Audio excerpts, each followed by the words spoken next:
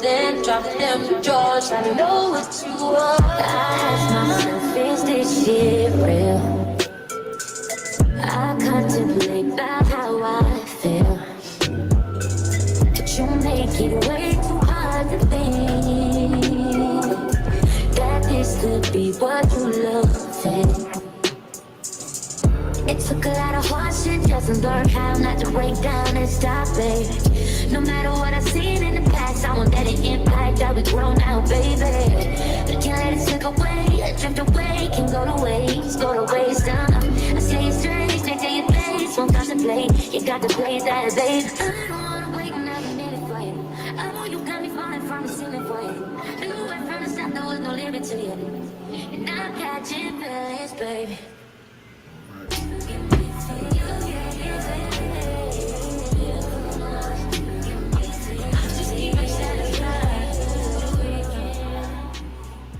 I wanna all night.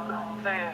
I wanna all night. Hello, stranger. It's been a minute since we last kicked it.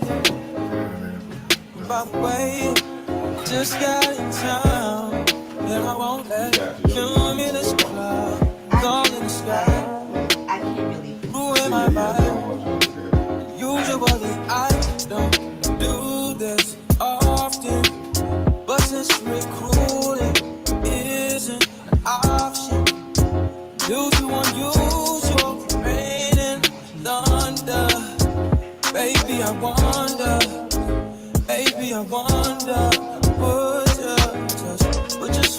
put your sweats on for me. Yeah. I got the plug, I made the call for me. I'm talking late night for you. Let me lay a great time on you. Don't hesitate, no, don't you? Just say you will. Come through and chill.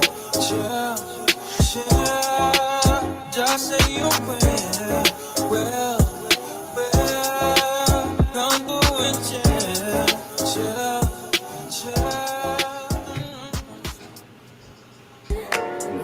Tonight is on the island. It's about time for waking up. Found you wasn't with me waking up. Now you for said I couldn't miss your touch. I needed to distance myself from you. I was just in love with you, so I confess, won't you? Can I tell you something for what it's worth? You can have it like take you there, show you something, give you more than words. We can have this place on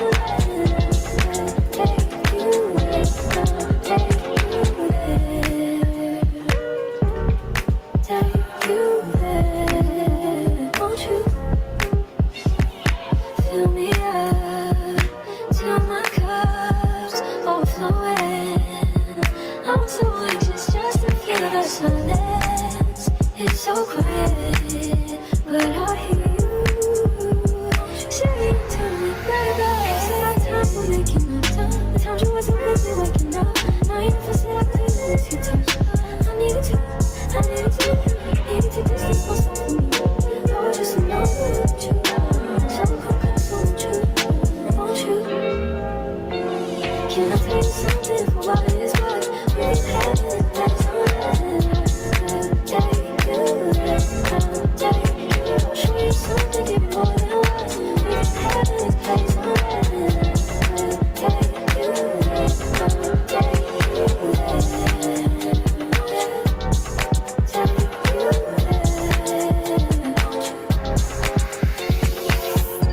please be done. Can you just be nothing to me? Can you show I want you? Give it to me, yeah.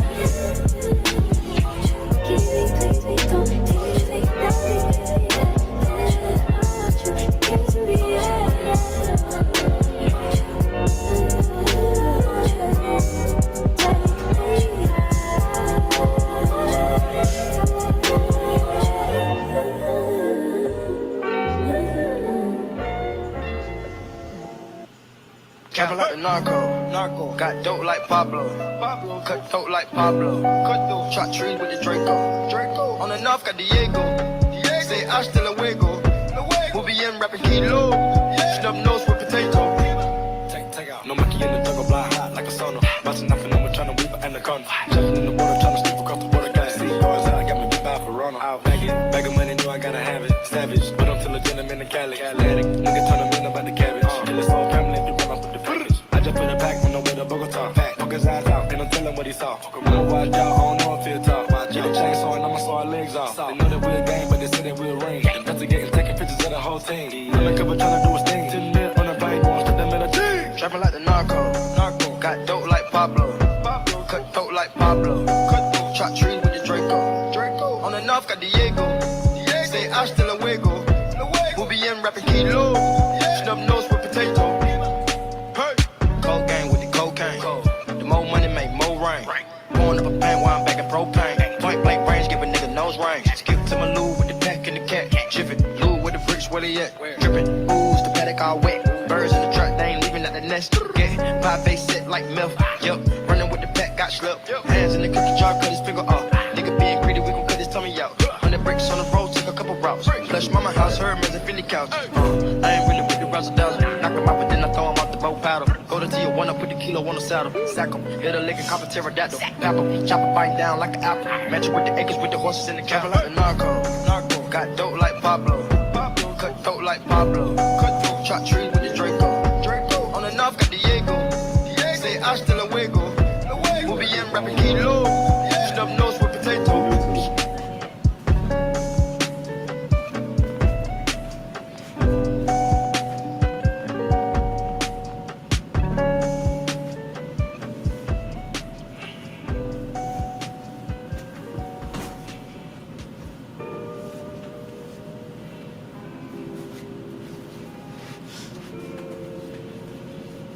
Damn, this shit too cold, bro.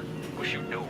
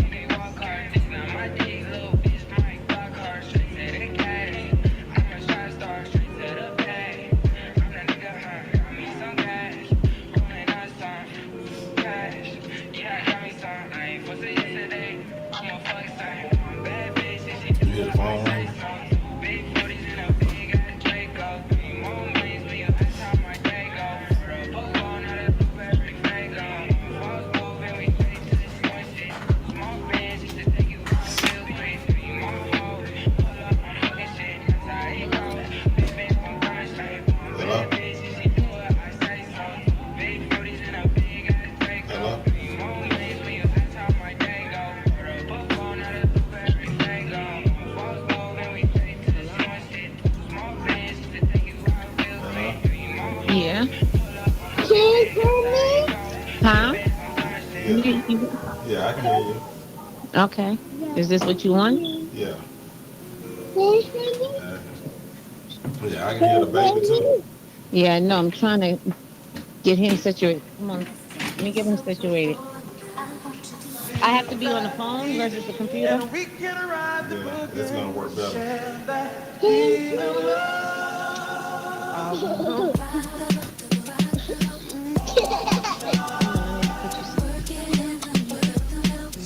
Go in your room. Go in your room.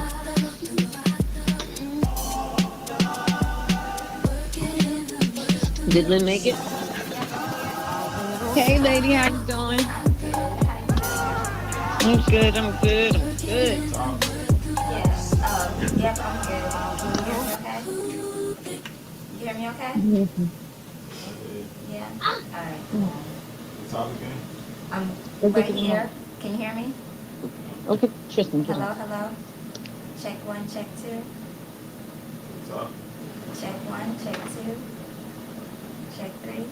Check 4. Stop. There you go. Yeah. All right, so it's coming through, all right? Cool. All right, perfect. All right. Day, can I hear you? I'm here. Okay. All right. Miss how you put your love on me. Boy, you got my number. Wish I could feel your touch. Wish you could follow on me. You never know when to chill. Always talk about keep it real. Only till you've had your fill. Then you Yo. really thought you know the deal. Oh, well, I guess that's what happened. Yo. So fools be falling in love. Mixing some pain and some passion. Nothing is ever real. Yeah. Can you turn that down? Take my hand. I promise to love again. If you can, take my hand. Alrighty.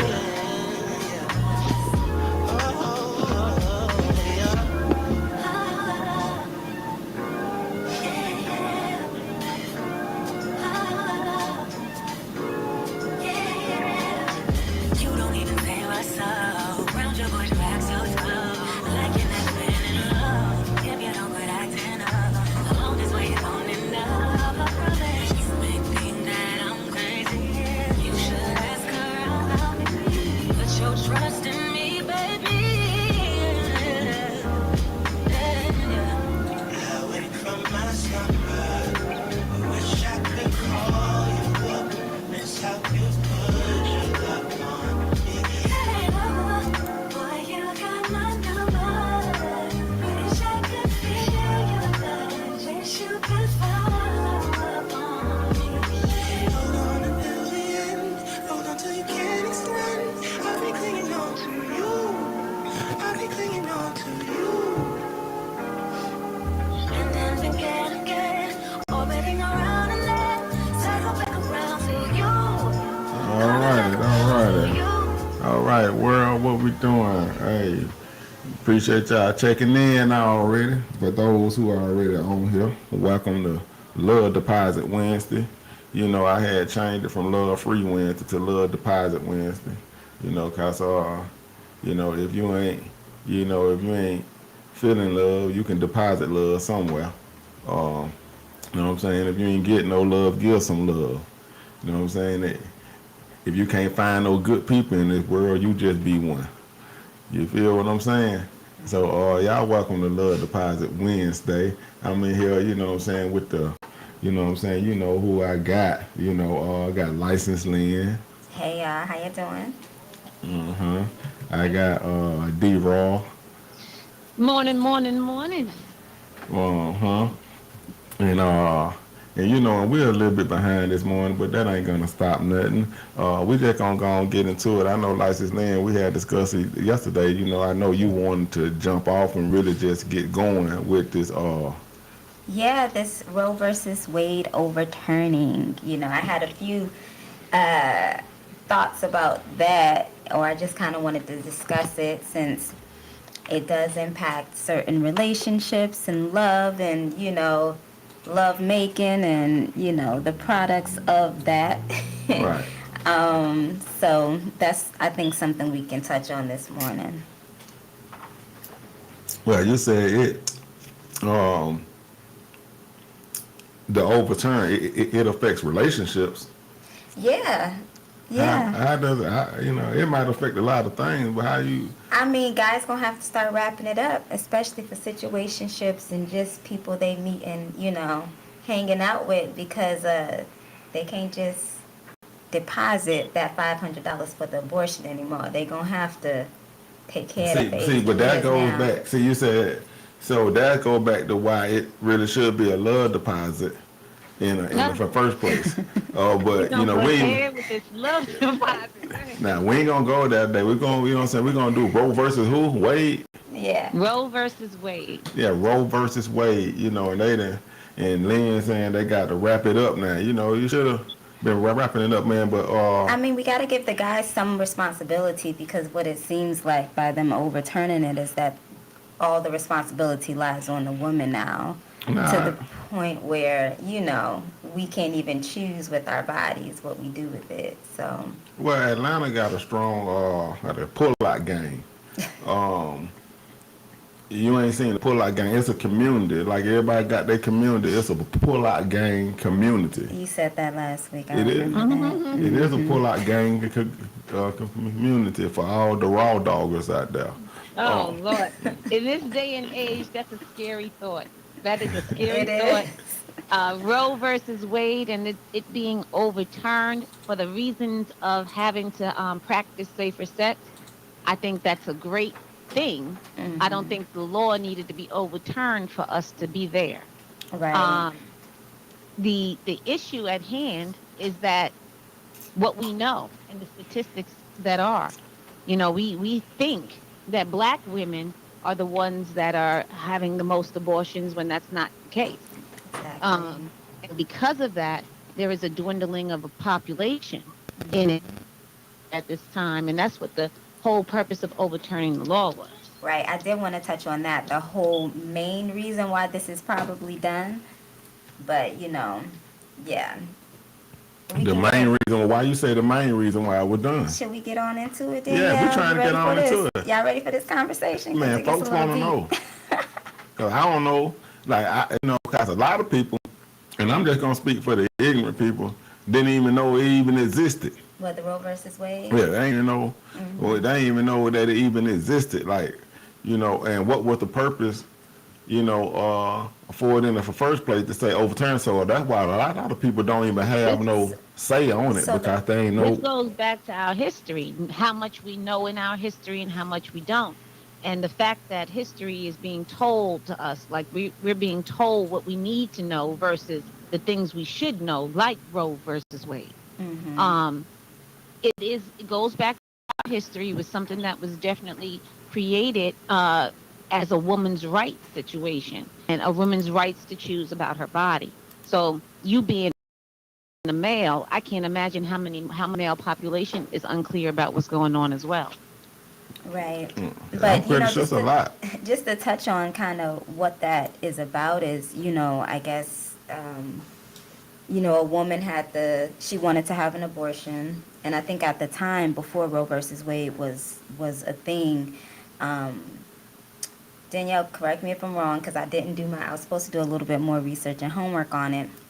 But she didn't have the right to actually go out and get the abortion. I don't think it was available to her. And so she basically fought for the right to be able to decide for herself whether or not she had an abortion or kept her child or not, or the pregnancy. And she wound up bringing it to the Supreme Court, and the Supreme Court ruled that she has the right to the choice what she does with her body. She has the autonomy to decide whether or not she keeps a pregnancy And the or big not. part of it was that it was based on the government. Government wouldn't have restriction over or authority over whether she made that choice or not. Yeah, exactly. Right. And so I guess over time, and this is it's layers to it, of course. Over time, what Danielle was talking about in terms of the population, they've noticed that a lot more Caucasians get abortions than African Americans and Black people. And this kind of affects the population of races in the country. And so they're noticing that there is a lot more, there's a lot less white people being born, a lot more Black people being born, but there's a lot more white people dying, and so on and so forth, which means that eventually if they do not start or stop this abortions by white people, then, you know, the population will wind up decreasing even more. So this overturning means, you know, they can preserve their race a little bit better. Yeah. So what's up, Latoria? I appreciate you checking in, young lady. Appreciate you checking in this morning, Latoria. I kind of knew you were gonna be one of the ones checking in. And so, what? But I agree with Latoya also, less government and more freedom. I think that's what we do need to have overall. But I know that there's other agendas and there's other reasons why they're doing certain things. So One of a big concern about this overturning of Roe versus Wade is that it takes them back to a situation where people did not get abortions; they just did them secretly and they did them dangerously. They did them with So- hangers. Exactly, in basements and in dirty, unsanitized situations. So it's not that you're stopping people from doing it. It's the fact that the law is now interfering with it and making it illegal. right, which makes it more unsafe. Right. I mean, so before we get on to anything else, I just want to know, like, what's your personal gripe with it? Like, you know what I mean? Because, I mean, like, you know, speaking from the male perspective, I understand you saying what women get to do with their body, but men get charged for what we do with the female body. Right. And so if a woman says, you know what, you know, I want to have an abortion, men be like, nah, I want to have my child. And they're like, nah, I'm going to have an abortion, such and such. But then, you know, so ain't nothing we can do about it. Then we say, and then women say, nah, I want to have this baby. Man say, nah, I would rather you have an abortion. I'm not ready to take care of child. But the woman go ahead and have the child, then the man don't want nothing to do with the baby. Now, you know what I'm saying? It's all bad. So tell me, what's your gripe? What's your real personal gripe? Because I understand, because I'm looking at it from both ways right now. Yeah. So someone made a really interesting comment. I wanted to read it up. I actually just pulled it up so we can so I can read it. It mentions that, you know, men cause 100% of unwanted pregnancies. Men cause 100% of unwanted pregnancies. Mm-hmm. And how do men do that? Woo-wee, I hear that. Hey, I wanna. Hey, men cause. This is what they said. It says, men. I remember men don't love condoms. In fact, men frequently pressure women to have sex without a condom. And it's not unheard of to remove the condom during sex without the woman's permission or knowledge. Pro tip. That's the song. Yeah, you can't hold the phone by the mic. Oh, Yeah, it's gonna get that feedback on it. But all yeah. right. But yeah, so did y'all hear what I said, or do I need to repeat it? Nah, we heard it. We heard Okay, enough. cool. I think we heard enough. I might need to hear that again. One more But, time for the people in the back? All right, let me go ahead and repeat it one more time. It said that men cause 100% of unwanted pregnancies. And then it says men don't love condoms. In fact, men frequently pressure women to have sex without condoms. And it's not unheard of for men to remove the condoms during sex without the woman's permission or knowledge. Pro tip, that's assault. So, with that being said, that kind of touches on what we were talking about, where there's ways to prevent it before the pregnancy even happens, but the person who usually is initiating, you know. Yeah, but at what point does the woman lose her mind and say, okay, well, go ahead, just do it to me then? The point is Because the point I want to make before you get to being Sir John of Truth. Like, because I'm gonna say, cause I hear this a lot from women. You know what I'm saying? You can't do what I don't allow you to do. I allow men. You said men think they in control, but we don't do what you only can do what I allow you to do. So is that a true statement or not? we know it's not a true statement because Come on, Sir John. we want to believe that those are statements of false empowerment. Those are statements of empty esteem. That's just saying, oh yeah, you can only do to me what I let you do. Right. If we're in the dark, we're in the room, and I don't know that you've slipped off a condom, then I don't know what you're doing in that moment. You understand? So let's be real and not just speaking cliche. Let's be real about what we're dealing with. Right. So you don't know what. So you don't know what a condom and a bare back feel like. You don't know the difference. An experienced woman may. An inexperienced woman may not. So again, there's layers to this thing. You got to talk in context. So, and you just never know what's going on. It could be a drunk situation where people are inebriated Right. while they're having sex and it's unnoticed. There's different things that can come up and happen. And the question that you posed was about whether women want to have the baby or the man wants to have the baby. What happens when there's a rape situation? And at what point are men responsible, and it's not just the woman's body or the woman's choice that's being taken away, but the men's responsibility is stepping up? Huh? I said, at what point is it the woman's responsibility or to, have their bodies and their choices taken away? And when is the point when we're going to actually hold men accountable in some respect to this and not just make it a woman's issue? You get what I'm saying? Right. So what men And being that's held what accountable for? men- What would you men- like for men to be held accountable for? I would like for adults to hold themselves accountable. Individuals, not just adults. Individuals to hold themselves accountable. If you're engaged in the act, then it needs to be understood. One, is this something that we want to be an end result? Or are we just in this act for fun? And if that's the case, is everybody protected as they need to be? Not just from pregnancy, but for disease and other things as well. But especially for pregnancy. Now that you can't have an abortion, yeah, exactly. Now that it's not going to be as easy because, to have unwanted children in the world, I mean, I've worked in foster care for years. And it is definitely a lot of children out there from homes that, that stemmed from those unwanted pregnancies or those situations or circumstances that we're just mentioning now. So, Latoya got Latoya got something up here about, did you know a 9-year-old was raped and that 9-year-old had to fight the court to get an abortion, and why? I can think of several reasons why you wouldn't want to. First of all, if a 9-year-old is developing already, can produce a baby, to go in, so to take something out of that, like we don't know what the body can handle at 9 years old. You know what I'm saying? But even not just that 9-year-old, in general, for any woman, yes, at 9 years old, because I know that's important, but also there is a lot of health problems that women go through, and it's very difficult, a lot of pregnancies.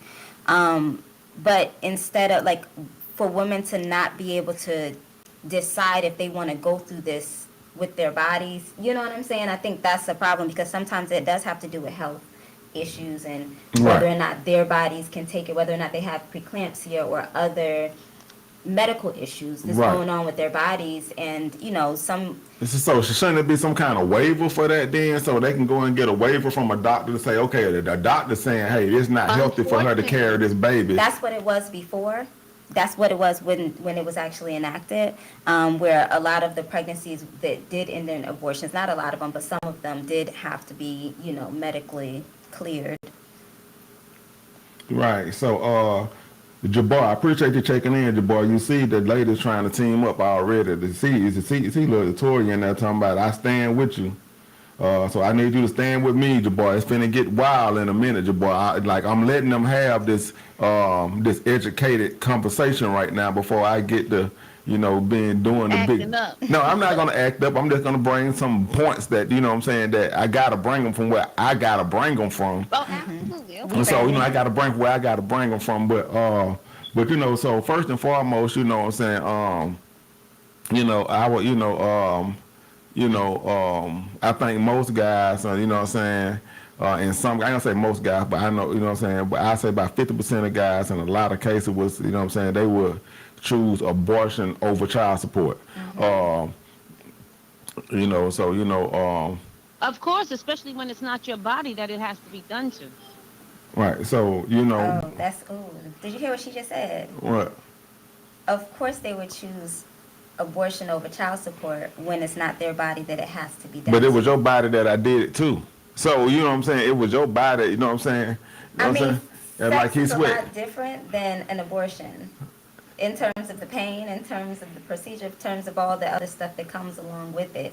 In terms of mental trauma, that's Yeah. not an easy situation to go through. Yeah. That's a whole life, and that's a whole life that was inside of you. There's things that is attached to that, so it's not just as simple as go take care of that so we don't have child support. Right. What happened to the preventative medicine Where was your preventative measures while you weren't wanting a child? Hey, what was yours? You know what I'm saying? You know what I'm saying? So like, we're You gonna be are the one. You're speaking about not wanting the child. I'm not saying You're- that the woman is not absent in her responsibility. I'm not saying And- that. I'm responding to what you said. You don't want the child. So where was your level of I did not say I measures? did not want the child. Number Well, one. you would rather the child be aborted. That's not wanting it versus Nah, having that, to pay that's the way child that's the way you interpret it. But I say, you know what I'm saying, 50%. I say some guys, 50%, some guys will rather abortion over child support. Well, I can I'm understand. talking about that 50%. I'm so- not talking about you specifically. Now, I I'm know talking it, but what I'm saying, 50% of guys rather abortion over to child support. So if the woman presents that, I'm like, oh, I'm gonna abort the baby. Cause usually it's cause you saying it's the woman vision. Period. It was the woman decision. Period. So the woman said, I'm gonna abort the baby. Guys say, cool, cause he would rather that over child support. You know, so if we're not gonna be together, we're not married. You know what I'm saying? If it's not the right time, but the woman make that decision. So it's not about what the man want. It's about what the woman do. See, this is the whole thing. I respect an adult, respectable conversation between man and woman. The issue is that the government has now gotten involved and said, you guys don't even have a conversation. Y'all get pregnant, you're having a baby. Right. Period. No, you're not an adult no more. You're not your own individual with your own thoughts and decisions. We are taking that away from you. You get pregnant, Regardless you if have the y'all baby. can afford it, regardless if there's medical issues, regardless if whatever happens. If it's trauma, if it's due to rape, if it's due to incest, if it's due to anything egregious that you would not want to be having a child based upon, you're still going to have it. Okay, Latoria, I'm gonna go ahead and state what you just said. Let's keep it real, people. Having all these kids they can't afford to provide for or take care of. The woman is doomed either way. She gets talked about for having an abortion, and she gets talked about for not having it. She gets talked about for not having it. Yeah, for having the abortion, or yeah, if she can't afford the child, if Or she can't having take more care of it. children than she could afford. Right. Right. And so, you know, And a lot of times it's not just the woman's choice, especially if she's married or especially if she's in a certain situation. Well, yes, you know what I'm saying? She could choose to go and get the abortion, but a lot of times, from my understanding, back when my grandparents, you know, were having children, they had about 8 of them. Right. But that was my grandfather was not about to have no abortion. He wasn't about they to couldn't let that afford happen. abortions. They couldn't even, you know what I'm Right. saying? They didn't even know where to go get an abortion from. You know what I'm saying? They had to get a, what you call the lady, the halfway lady? What you call her? The midwife? The midwife. Mm-hmm. You know what I'm saying? The midwife had to come in. And, you know, and handle things. So we didn't have the resources to even have abortion. So that's probably why the numbers are the way they are today, because still, you know what I'm saying, we still don't have the resources and the protection of I can go get an abortion and, you know, and it's not going to be seen, not going to be heard, and you just pay your money, go home. Other people have those resources and protection. So that's why you probably see the difference in why one race is having more abortions than the other race, because that race has no, more sir. resources. No, sir. That is not what the statistical data shows. Well, or what the- shows. The data clearly shows there are times where people that are not of our culture are having abortions and they're not even terming it as abortion so that it doesn't negatively impact them in their life. So there's instances where they're not being recorded for various reasons, but even in our history, we did have places where we can abort children. But again, it was dangerous. It was the hangers. It was those type of situations. So where we are today, where we are right now, is that there was a law that was put in place, passed by the Supreme Court in the 70s, that said women had the choice over their bodies. Today, in 2022, that has been taken away and it has been reversed. And so when do our men position get a is choice now- over their seed? So, and what is Latoya talking about men with ED? Cause I seen something about erectile dysfunction earlier, but I didn't get a chance to catch the comment before it got out the way. But what is, you say, let's give up men who have ED problems? Like, Maybe the ones with the pullout game. Is that what we're talking about? I don't know. I'm trying to see. I'm not understanding the point on the erectile dysfunction. Yeah. Yeah, you kind of, yeah. I'm a little lost too. But we're gonna get caught up though. We're gonna figure out what it is with the ED. You know what I'm saying? But your question was, when do men get a choice over their seed? The government says nobody gets a choice now. How do you feel about that? I'm not telling you. The woman's not telling you. The government is telling you. But how think, do you feel about that? Right. She said insurance pays for men to have the blue pill. So, you know, again, but I remember Coach Parker. Well, rest in peace, Coach Parker. Rest in peace, one of my football coaches, Coach Parker. Coach Parker said he stopped having sex because sex is for reproducing. He said that he wasn't reproducing no more, so there was no purpose of him having sex. The sex is merely for reproducing. So why would you be having sex if you're not planning to reproduce in the first place? Thank you. That's a great question for you, sir, that you keep posing about with us wanting to have these giving away the children or not wanting to deal with child support. Okay, Latoya, I get you. She said so. She's saying, why is it important for them for the government to pay for men that have erectile dysfunction? They'll pay for them to get pills so they can be functional, but they won't pay for an abortion. So this goes all the way back to last week's conversation. The fact that it's a patriarchal society that caters to men, and basically is seeming to use women as the control factor. Like, we're going to sit there and control them, but we want our freedoms. So, I don't know. Yeah, so, that's a great point Latoya had there. Mm-hmm. Yeah, that is a good point. That's a great point. So, but sex is for reproduction. Yeah. You know what I'm saying? So what, if you're not trying to reproduce, why are you having sex? You're having sex because there's a pleasure that's associated with it. It's just it needs to be responsible sex. Yeah, I just wanted to get to that point. You know what I'm saying? It's a pleasure. You know what I'm saying? That's why when you go to, they treat Chick-fil-A like sex. Cause that's why you go to Chick-fil-A, what they tell you, my pleasure. So that's why people go to Chick-fil-A, because they're going to get pleasure. You know what I'm saying? They're going to hear the word pleasure. You know what I'm saying? You're going to go where you hear the word pleasure at. Or you're gonna feel pleasure. So so sex is more about pleasure than it is about reproducing, right? Well, no, it's not more about that. It's the sex.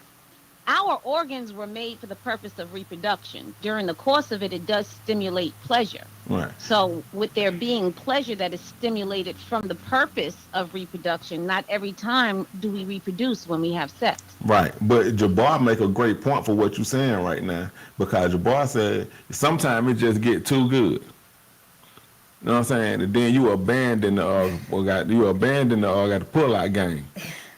You know what I'm saying? And then now we got to deal with the situation of, do we have this child? No, we don't have now to we deal don't with have it that anymore choice because no the more. law says we don't. Mm-hmm. But that had been the situation. Now, who will deal with this baby? Because now the pleasure point is over, and now the end consequence is that we have a child. Right. That won't shut up, won't sit down. Needs to be fed for years upon time. Yeah, I ain't worrying about that, but it just can't be. Cost money. Yeah, I ain't worrying about feeding them, but can it be quiet? Why you want it to be quiet? You done brought a child here, a whole human being to be quiet? Yeah, I want them to be quiet. They have vocal cords. Vocal cords are made to speak. Right, they want them to be quiet. You know what I'm saying? So, but then we got to deal with. You know what I'm saying? Men have a lot to deal with on the flip side of that. We got to deal with our child. We got to deal with the woman having our child that may go through postpartum. Okay, so this is what we about to talk about. We about to talk about how men is affected by Roe versus Wade now. Is this what you're listing off? I think men are neglected in Roe versus Wade. That's why I was saying that. That's why I was letting y'all have y'all educated conversation. Please expand. I want to hear more. You think men are neglected That's what he in said. the law of Roe versus Wade? That's what Right. he I said. think we are neglected. I don't think they should have overturned the law, but I think they should have made some adjustments to the law. when it came to that. 'Cause it's merely, 'cause it take two to make a baby, right? So it should take two to decide what happens with that. Now I understand it's in your body, but God designed this world, but man designed the laws. So so God designed certain things. So where it is, you know what I'm saying? God designed, women to carry a baby. I didn't design it. Man didn't design it. No man on earth designed it. God, that was the way we came here. This is the functionality of being a woman, of a female. So we can't control that. But the fact of, if a woman wants to have an abortion, I think that, whoever the baby daddy, supposedly baby daddy is, you know what I'm saying? Like, it should be two signatures. You know what I'm saying? Like, it should be an abortion should.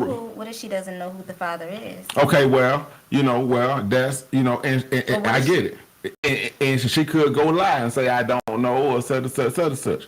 But, but I think that, but you know how many people lie for food stamps, you know how many people lie for housing and whatnot, and they know who the father, so yeah, it's gonna happen. But I'm thinking, but the law can still state and not neglect the man. Then So what do we do about that? One, the law has been changed where now neither one of us have a decision in that. The decision is already made. However, man does make law, and it's not beyond us to go back and have a law revised or revoked or changed, ratified. So what we need to do is, if you had a problem with that, the fact that men were being discounted in that decision, then where are all of the men that feel like you that are talking to their local government about how that law should go? Because if you feel in a way, what are you doing to enact a change in that space? Well, we the same. We in the same spot that the women is. They got a problem with the Roe versus Wade being overturned. Where were they? They didn't stop it. So we in the same spot. The women? But you weren't around before Roe versus Wade was even overturned. There was no cry. There was no tribal issue about this thing with men not having a choice in the matter of whether a woman has the child or does not. Well, I blame that on systematic conditioning. You don't blame that on the men themselves. You blame that on systematic conditioning. Yeah, because you know what I'm saying. As to why as to why men didn't raise their voices. Right, because you know what I'm saying. Because just like women were taught to be certain ways, men were taught to be certain ways. So you know what I'm saying. So so when it comes to certain things like law, men are very much more passive than women. And especially a law of this sort. Some men, because the Senate, the House is filled with men. Right, I get it, and it seems to be ironic, right? It seems to be ironic. It seems to be ironic, but that you even have this point of contention, because again, the men that have been in power, that have been making these decisions over women's bodies, have been in place to decide these things, and you as a man have this feeling. It doesn't matter how passive you are. That's on you as an individual, on the men that haven't raised their voices. From my understanding, it was 5 people that voted in the Supreme Court for this, right? One of them was a woman, a white woman, and then it was 3 white men and 1 black man that actually voted. Are you talking about the Supreme Court? Yeah, 4 out of 5 of the people that voted were men. Mm-hmm. So the men made this choice. Men were the ones that spoke up for it. Well, but not. I'm but glad not. You brought that picture to but not. But you know what I'm saying. So now we gotta say what quality of man, like. So what quality of man made this choice? These like are Supreme Court. Okay, Jabbar. No. Jabbar, thank you. Men have the decision before they have sex. Just have to be more possible. Wait, what? Hold on. Am I reading that correct now? We have a decision before we have sex, though. Just have to be more possible. More responsible? It might be. Yeah. So all I wanted was 2 signatures for an abortion. It take the mama and the dad. That's all I'm asking. That's all I would have been asking. What happens if there is a rape? Okay, well, there's gonna be except, you know what I'm saying? Like, What happens if there's incest? okay, Or well, health issues. Okay, but that's for the still a woman. speed limit. That's still a speed limit. But what happens if somebody gets shot? You got to rush them to the hospital. So that's still a speed limit. You know what I'm saying? Now, in regular cases, we just trying to put a law down for governing. We saying we're not gonna address every issue, and every possibility, and every angle that could possibly happen. You know what I'm saying? So So what you're saying is write the law, but leave room for those extenuating circumstances. no matter what you say, no matter what law get written, it's still gonna be, things that happen outside. You can't foresee everything. But for what can be governed, let's govern that. We we only can manage that which is manageable. I agree with you wholeheartedly on that. I think that's the smart move. All I'm saying is just 2 signatures. We can't get 2 signatures. You know what I'm saying? We can't get 2 signatures for an abortion. I'm fine with that, but there has to be those other, circumstances that we have to consider where, we have to be a little bit more specific, because if the person, like if the guy doesn't know my health issues or the potentials for my health issues, I'm the one that has to carry, I'm the one that has to push out, I'm the one. But you that ain't the has to only one go that know through your the health struggle. issues. But How did you find out you had health issues that wouldn't allow you to have a baby?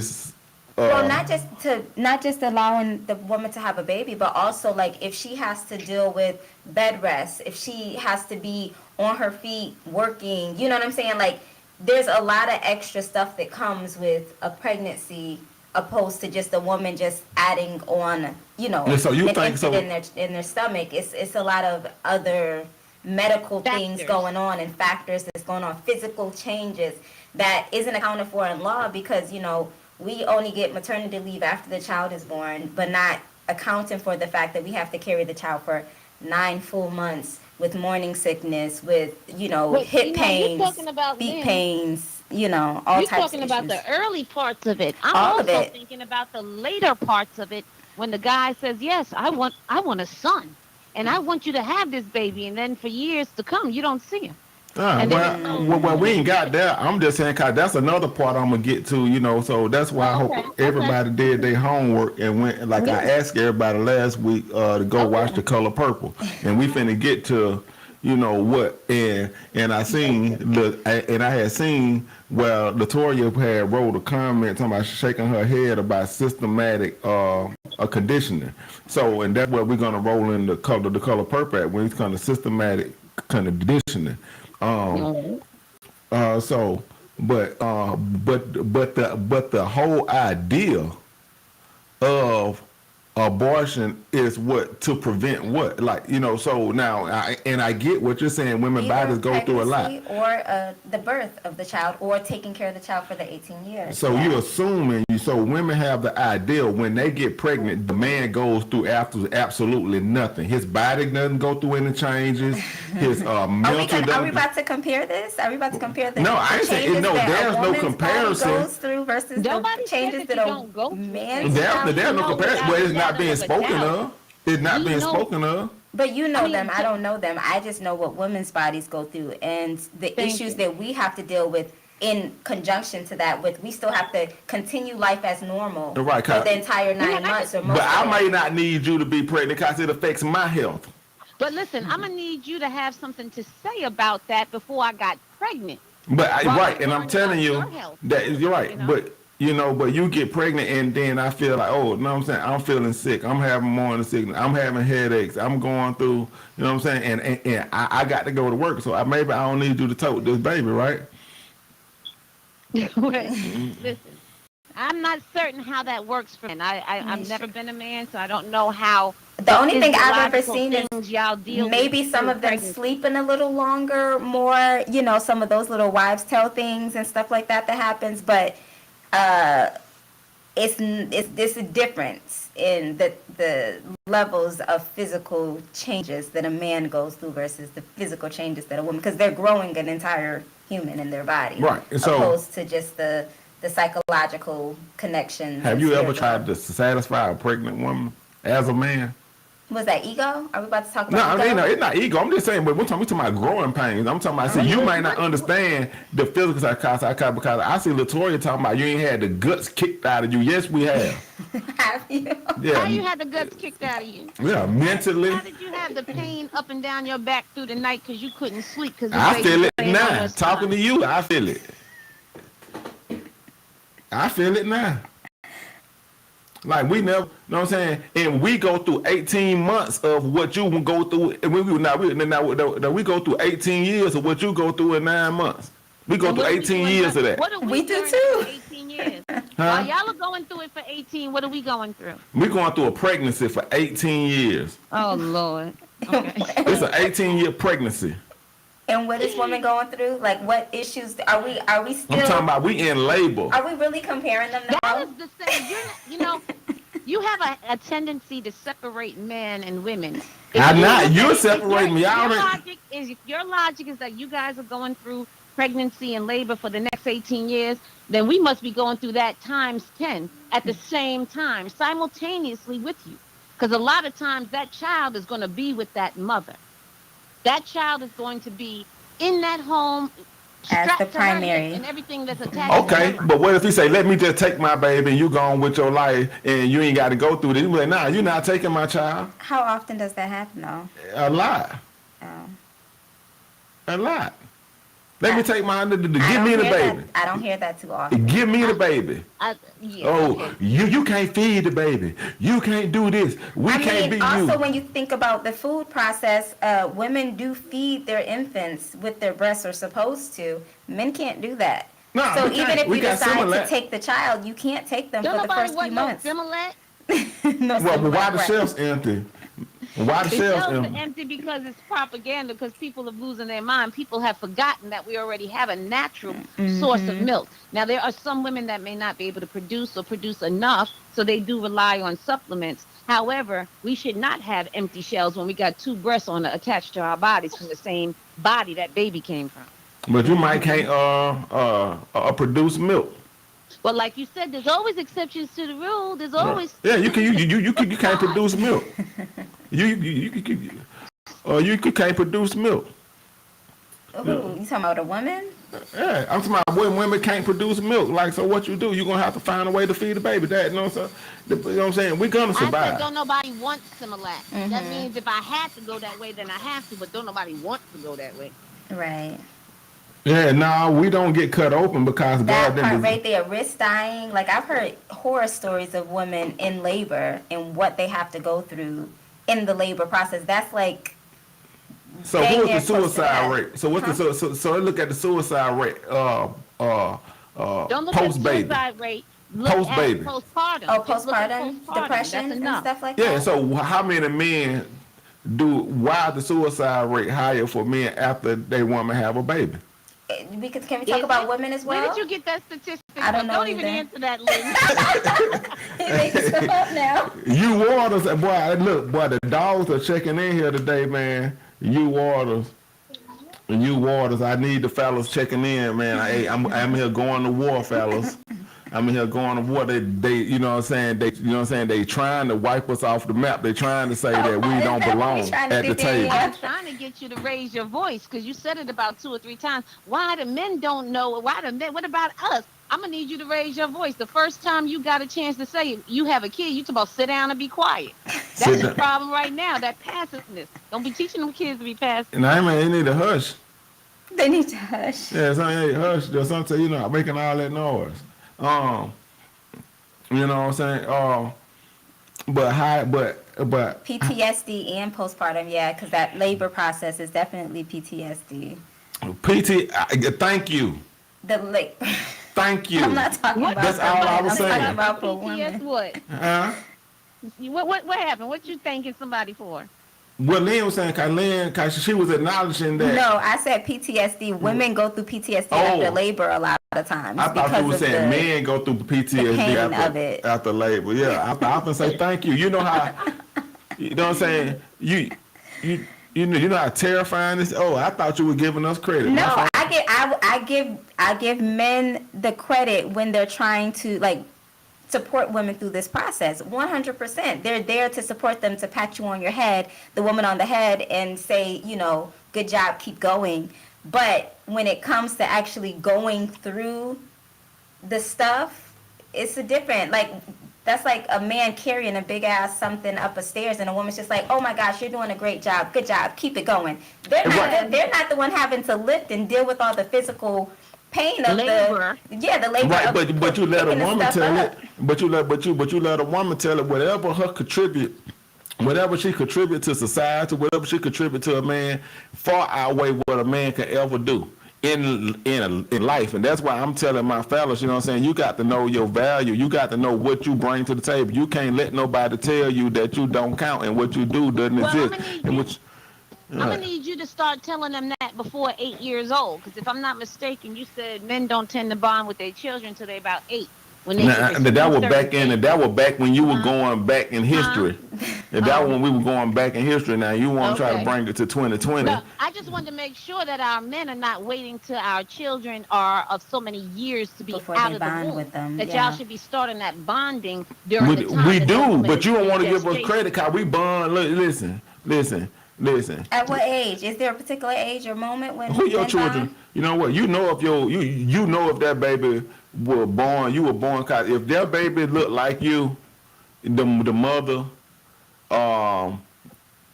you know, like you wasn't as, you know, the father wasn't as bonded with you.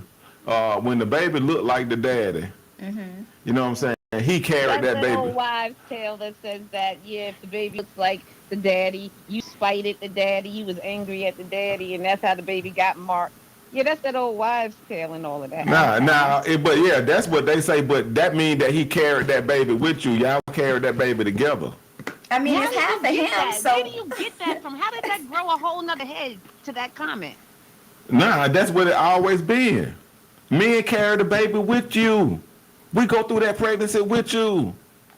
Oh, because and like I said, the support. That's You just should. that's exactly like we help move the furniture with you.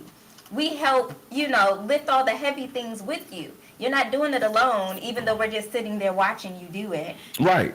And We get nervous too that it's gonna fall and break the tape, the big old TV or whatever it is you're carrying. Those are emotions that we're. This is what you sound like. Right, You know what but I'm Ben saying? will But give it's you credit not- for that. We have no problem saying we have no problem saying when they say, well, who moved that furniture here? A man say, me and my woman, me and my wife, me and my old lady did that, knowing he carried everything himself. And you just brought the forks in and the pillows. You know what I'm saying? But he will give you your credit. I'm not fooling. A man will give you your credit. And women don't give the credit. No, because listen to what y'all saying. We do, but we say what we're saying, or I know what I'm saying, is that women still go through more of the physical pain. Like, we are the ones that's carrying. We are the ones that's dealing with that physical part. The guy's there. Don't get me wrong. All the stuff, all the praise. Yeah. Good job for being present.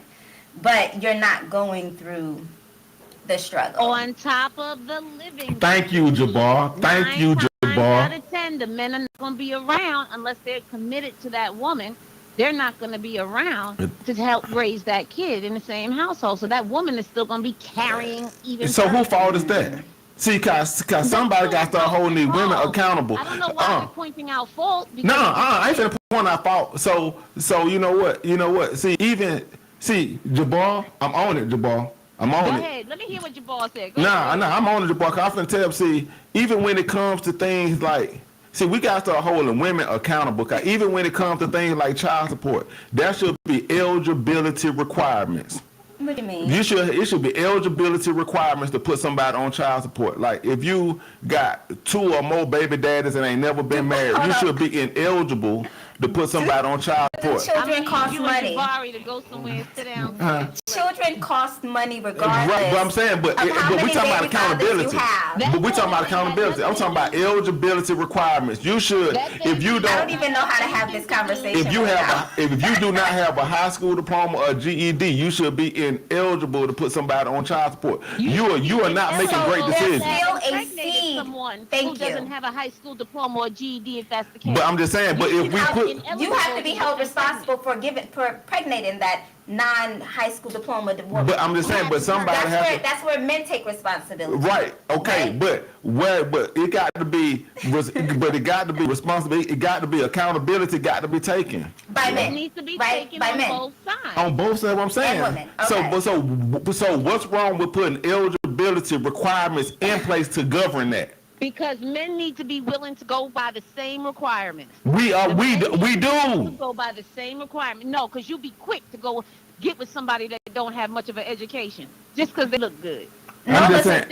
She gonna have 12 babies in the house, but that's okay because that body look right. And I'm gonna get that. I mean, child That's support exactly does how have that to. happens. Child support does have to do with the conversation. Well, the one that we're having about abortions, because with the abortions not happening now, more babies will be born, meaning more fathers have to pay child support for these babies that are being born, especially if they're not married and so forth, so on. So Right.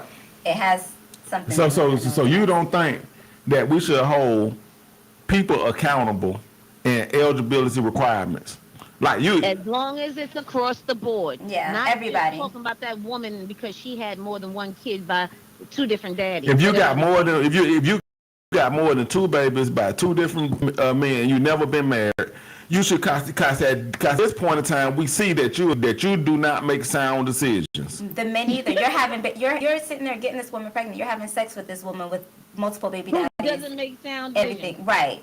Right, and like yesterday, yesterday, I was playing the little clip of. Hold on, let me play the clip. Let me play the clip of the dude who was buying the McDonald's for his child, and the woman went off. You seen that? No, I And so didn't. we're gonna say. So I'm gonna play the little clip. And how you say that? Like the man was merely trying to buy the food for his child, and look, watch this now. Watch it, Danielle. Look, y'all. Every fucking day, my baby daddy come here with one fucking meal for my child. But I have 3 other kids. We have 1 kid together, but he only want to come and bring one thing to McDonald's. But what about my other kids? How come you can't feed my other kids McDonald's though? Like that bogus as hell. Like you're not finna sit here and make my other kids feel left out, and you're only bringing one child something to eat. Look, there he go, and I bet you he only got one thing in there. I bet you he don't even. I'm finna expose the out of him so people can see how he really is. It ain't more than enough food in that bag for everybody. What's up? Because I'm finna expose you. What? Because that don't look enough for all my kids. That don't look enough for all my kids. What is that? That's just one burger? One burger, one fry? What he like? What do you mean? Okay, what about my other kids? What about your other kids? John, They ain't my kids. okay, but them your kids' siblings though. What are you talking about? What are you mad Them about? my kids, them your kids' siblings though. So what you? My other kids finna be left out. You didn't feed them? You know I don't get my food stamps to the 7. Lisa, how is that my problem? But if you're trying to help out though, you're not helping I'm out. not trying to help. I'm trying to help my son. But how are you helping your son when you're only getting food for just him and not the other kids, his siblings? Lisa, you had Them are his siblings Lisa, though. You had He not finna eat in front of all his other siblings and they're not eating no McDonald's. Bring No, him out- bring why him do out- I gotta put? Bring him out to the car. I'll let him eat No.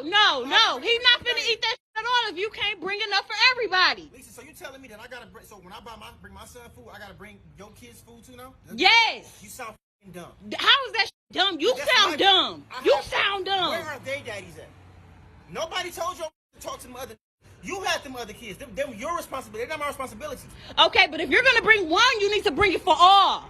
Lisa, How do that shit look that I'm letting one child eat McDonald's and all the rest of the kids can't eat no fucking McDonald's? So You know I take get care food of stamps on the 4 11th. That ain't 3 kids that ain't mine. 3 kids that ain't mine. What do Yeah, I look like? I bring they're my- his I siblings. bring him You food. knew what you was getting into when you had a baby with me. No, the f- I did. Yes, you did. You expect me to take care of all the kids? They not my kids. Okay, but you still had a baby with me who have kids with other people. I still have other kids. Why are you recording me? First of all, Because I'm exposing. You want to have a conversation about this video? Not just about the video. You know what I'm saying? You know, What you want to get to? but I'm just saying, like, so you see how it goes from, abortion and child support to now, You know, see, it just keep amplifying for the man, and you saying we don't see. But this is what I'm saying. That's why I said we go through so much after, you know. And all I'm saying, like, we just being ignored, like, you know what I'm saying. So that's why I think we should have a choice from the get go.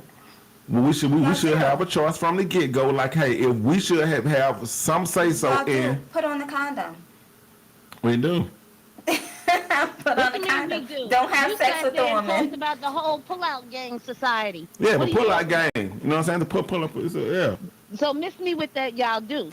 But if you can avoid it, I think that y'all avoid it as often as you can. Exactly. With this video, though, I do want to point out, we have, like, there's some women that I'm not about to defend, and I'm not about to sit here and try to, you know, see any logic in it, because I don't see any logic in the way that, I don't see any logic in that. I do understand what she's saying, but I do understand his point of view, and I think I agree a little bit more with his point of view.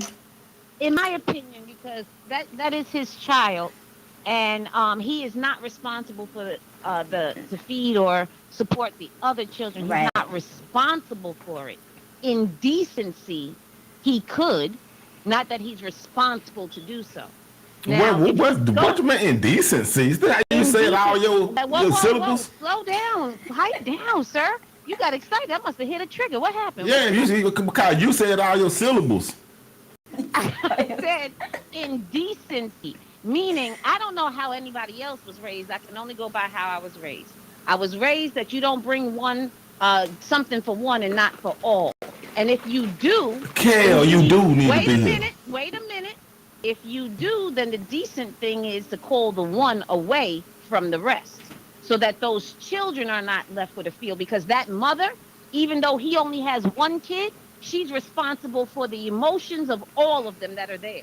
Right. So yeah, she his will fault. have to balance that out once that van leaves. If the other kids are not being treated in the same fashion, then there's animosity that's going to be built up right in her household. And she's going to be responsible for having to live and deal with that. But he said bring him out, and she said no, he's not going with you.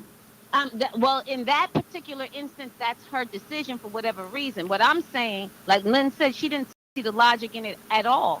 I see the logic in how she was handling it. However, I can see what her issue was. And that's just a conversation between those two adults and how that would be handled. But in decency, if you're going to bring something for one, bring him for all. Nah, man, come on, man. So that guy would have showed up with a pair of shoes. McDonald's burger, you could get 2 for $4. If he would have showed up with a pair of shoes, he got to bring shoes for everybody. I'm talking about McDonald's. So it doesn't matter. But she's saying he got 3 other siblings though. You know I don't get my food stamps till the 11th. She's talking about food, something that you eat and crap right out. Nothing that's going to stay with you. Nothing that's going to be, he got me McDonald's. It's McDonald's. You can get 2 for $4. Right. Well, why could she knew he was coming. She was waiting at the door. Because he comes every day. She has, again, that's a conversation that they should have had. And they could have had it without being on social media. They could have had it before she got so angry and was frustrated and coming at him in that way. You know, there could have been a different level of conversation altogether. But like I said, in decency, that's how I was taught. You're going to give one piece of candy, you got to give all of them candy. You're going to bring one a toy, you got to give all of them a toy. Give them all some, so that there's no animosity. Who? You say so in decency, if you get one a toy, get them all the toy. If I buy my child something for Christmas, I got to buy all your other children something for Christmas. Okay, you know how many different things you could get? There's a dollar store. I'm not worrying about that. $10. If you wanted to go get your child a gift, but you could still give something to the other kids so that they don't turn around and tear your child's stuff up because they're jealous because you brought your child something and they didn't get. When you got community coochie. That they don't ostracize your child in their household. So while you're gone because you're happy because you bought one toy, now that child is getting picked on and harassed in their own home. But why they daddies ain't being held accountable? Right, that's the part. That's the only part where it's difficult for me to wrap my mind around, is because the responsibility lies with the parent, right? So it's like the parent of the child is the mother and the father that birthed the child or that created the child. So I think those two individuals are responsible for their child, even though I do understand that the household, the dynamic changes, you know, because there's more than one father or more than one, father involved in, you know, the Right. situation. But I don't think that someone else should be held responsible for somebody else's child Right. if they don't want to be, you know? Right. When you have community coochie, Listen, I ain't gonna say community coochie. What I said is you cannot and you should not even be thinking to hold another man responsible for someone else's child. If he does, great. Out of that man, if you're acting in what I say is indecency, that's just human decency, not because you're her father or anything. Just because you don't want your child being separated from the whole. right? You know what I'm saying? So I do get the point. I do It get the becomes more point. challenging when it's more than one, you know what I'm saying, one father involved or one situation. I do get it because I do understand what you're saying, you know, in terms of, you know, one child getting something that other children aren't getting, and the diplomacy in the household and how to handle that and the resentments and all that stuff. I get that, but I know that's probably going to have to be, that becomes the mother's issue, you know what I'm saying, because that's her household. Very much so the mother's issue. Yeah. It cannot be negatively impacted or influenced by one of the children's fathers with a conversation with that child's father. That's all. Yeah, and I think like you were saying, just he would have to go ahead and pick his child up and do whatever he needs to do outside of the home. But I think I was raised in a similar way that you were, where there were situations where, you know, a child in the home might have gotten different things, like a cousin, you know, stuff like that, and it was a little bit of resentment, like, oh, well, she getting new shoes this week. Her dad and her mom bought her some. Okay. All right. So And to yeah. be honest with you, and I think, again, people speak based on their own experiences. My mom passed when I was 2. I was the baby of 4. When my father came to pick me up and take me school shopping, he took other siblings. When my father came to take me out and do things with and for me, he never separated them either. So that's just what I came up with. So that's why I say acting in decency. That's Right. why I consider it decency. That was a different situation. Your mother passed. You know, your mother passed. You know what I'm saying? He may have had some sympathy, but obviously, you know what I'm saying, this is community coochie we're talking about. So I'm just saying, if it's a community coochie, like if she need tires on her car, and she need tires on her car, she got 4 kids by 4 different men. You know what I'm saying? And my child rides in that car. She said, hey, you should help me get some tires. I'm going to get my one. I help you get one tire. All the other daddies need to get their tire too. Your baby ain't gonna get where he needs to go if she only has one tire. Just keep that. But what in about mind. the other babies? They ain't get what I'm saying. Like, No, everybody on stuck. If I only got one tire and the other fathers aren't doing it. It doesn't help the situation. Doesn't solve the problem. So it's only on one good guy to solve the problem. I'm not saying that nothing stays the same. You don't know But when that's- situations or circumstances will change. That's where I'm it goes talking back. about this is what happens when people have children without Thank having you. a That's plan. exactly what I was going to say. This is where we have to take it back to who you're choosing to procreate with.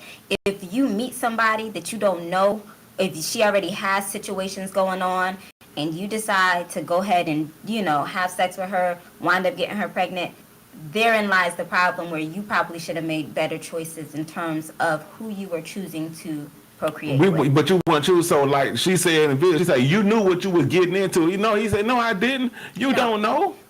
But you should know. Like, How? I know, Thank in a you, sense that thank you, me, you I'm not having know. sex with Who's anybody who I would not responsibility? want to be the father of my child. I'm just not. So going to everybody do you that. done had sex with, you wanted them to be the father of your child. In my later years, I wouldn't mind if I had a child with them. But in my earlier years, I had to learn the lessons where it's like, okay, if I got knocked up by this person, what will my life be like? What will my child's life be like? I had to really think about that. So I started being a little bit more like, I'm just not going to responsible. Yeah. And the people like, okay, would he be a good father? Would he be okay? Would we work things out? And this is conversations we've had as well with the people that I'm actually having sex. Like what would happen if we wound up getting pregnant? It's So let's talk responsible, about mature decency, conversations that needed to be had, but it's just not, you know, if I already know he got 4 other baby mamas and 6 other kids. Yeah, nah, though. I'm sorry, I'm not about to be baby mama number 5. Like, that's not about to happen. All right, Danielle, let's talk about decency, Danielle. Since you say all your syllables when you say decency. Let's talk about it. Let's talk about decency. Because I want, to switch it over because we transitioning it on out. And I want to switch it over and get to talking about decency in a way because you be in some awkward situations, and some of you do have decent men like your father that came through and did for other siblings, and Mr. did the same thing. In The Color Purple, Mr. was a decent man that got done wrong. You said Mr. was a decent man? Mr. was a decent man. That Nettie and Silly Daddy didn't want Silly.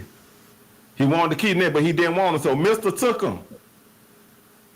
Mr. took him. He took him out of decency? Mr. took Silly out of decency. This is a revisionist story out of that. I don't remember this Yeah. We're gonna storyline. write And so- this story over. okay, This is not okay. the Steven Spielberg version that you're talking about. Right. So Mr. took Celie out of decency. He didn't want Celie. He wanted Nettie. But he like you can have Celie. Even her own daddy didn't want Celie, so he went on here and took her out of decency. He took out of decency or because he wanted what he wanted. He had to take her in order to get Nettie. Which one? Was he being decent or was he doing what he had to do in order to get what he wanted? Mr. was a decent man and came from systematic conditions. You know what I'm saying? Tell me about this decency of Mr. that you feel like He could have walked away. He wasn't getting Nettie. He never got Nettie. That was his every intent, and he did everything he could as he tried to line her up. So what do you mean? What do you mean? Nettie didn't let him get her, but that was his intent, and his intent was to do his business on Celia as often as he wanted to thereafter. And provide for Celia. Celia didn't lose no weight. Celia didn't go without. I'm gonna need you to get off this phone. Listen, what did Celia lose? Respect for self. What did she lose? She was dehumanized. What did she lose? Why are we looking at the things we want to look at versus what really happened in the whole picture? What? Hold on, I'm getting feedback from somewhere. It's probably the ghost of Celia. It's probably the ghost of Nettie. The Of ghost of Nettie. Celia. The ghost of Mister. Coming for you. No, it ain't the ghost of Mr. Because Mr. would love to hear this foolishness you talking about. Yeah, he got done wrong. Wasn't nothing about that man decent.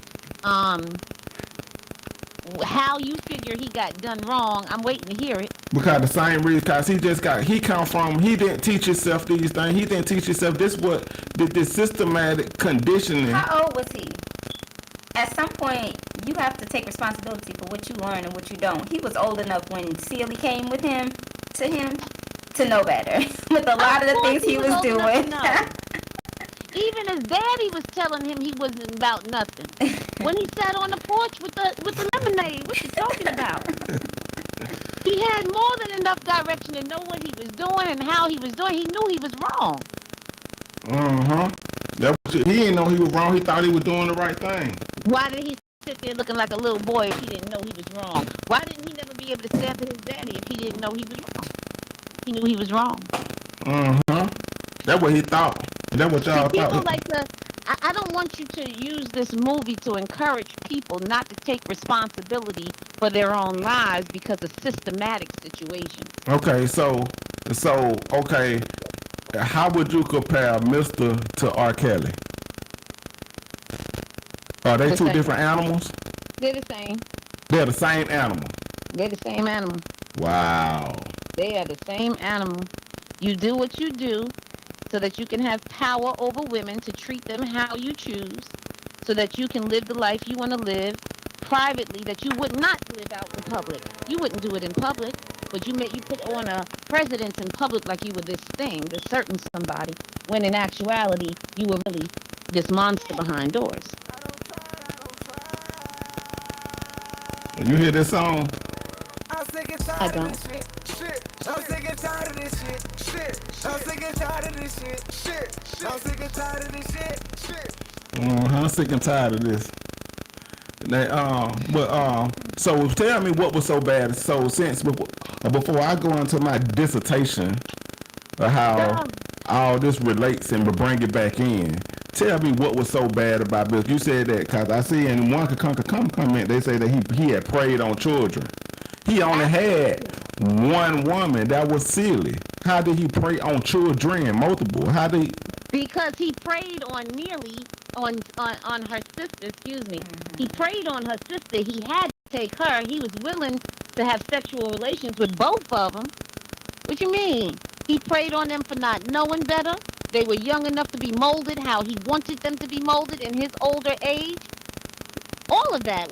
That's how he was preying on them. Okay, so what did they get? He didn't take care of them? He didn't handle his responsibility? So we talking about sex trafficking now? We talking about human trafficking?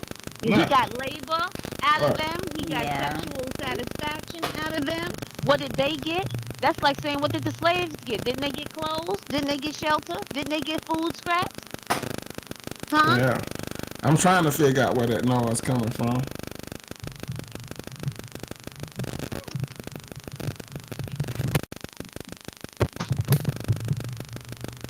I'm trying to figure out where that noise from. Yeah, hold on. Yeah, hold on a second. Let me figure out what this. Oh, okay, that's what it was. Alright.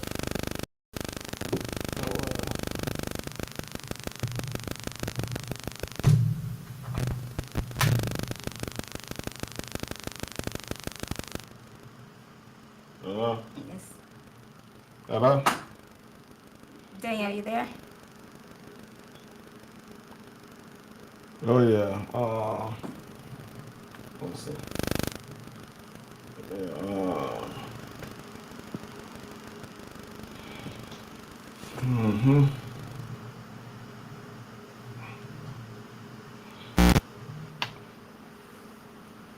Yeah. Yeah. Danielle.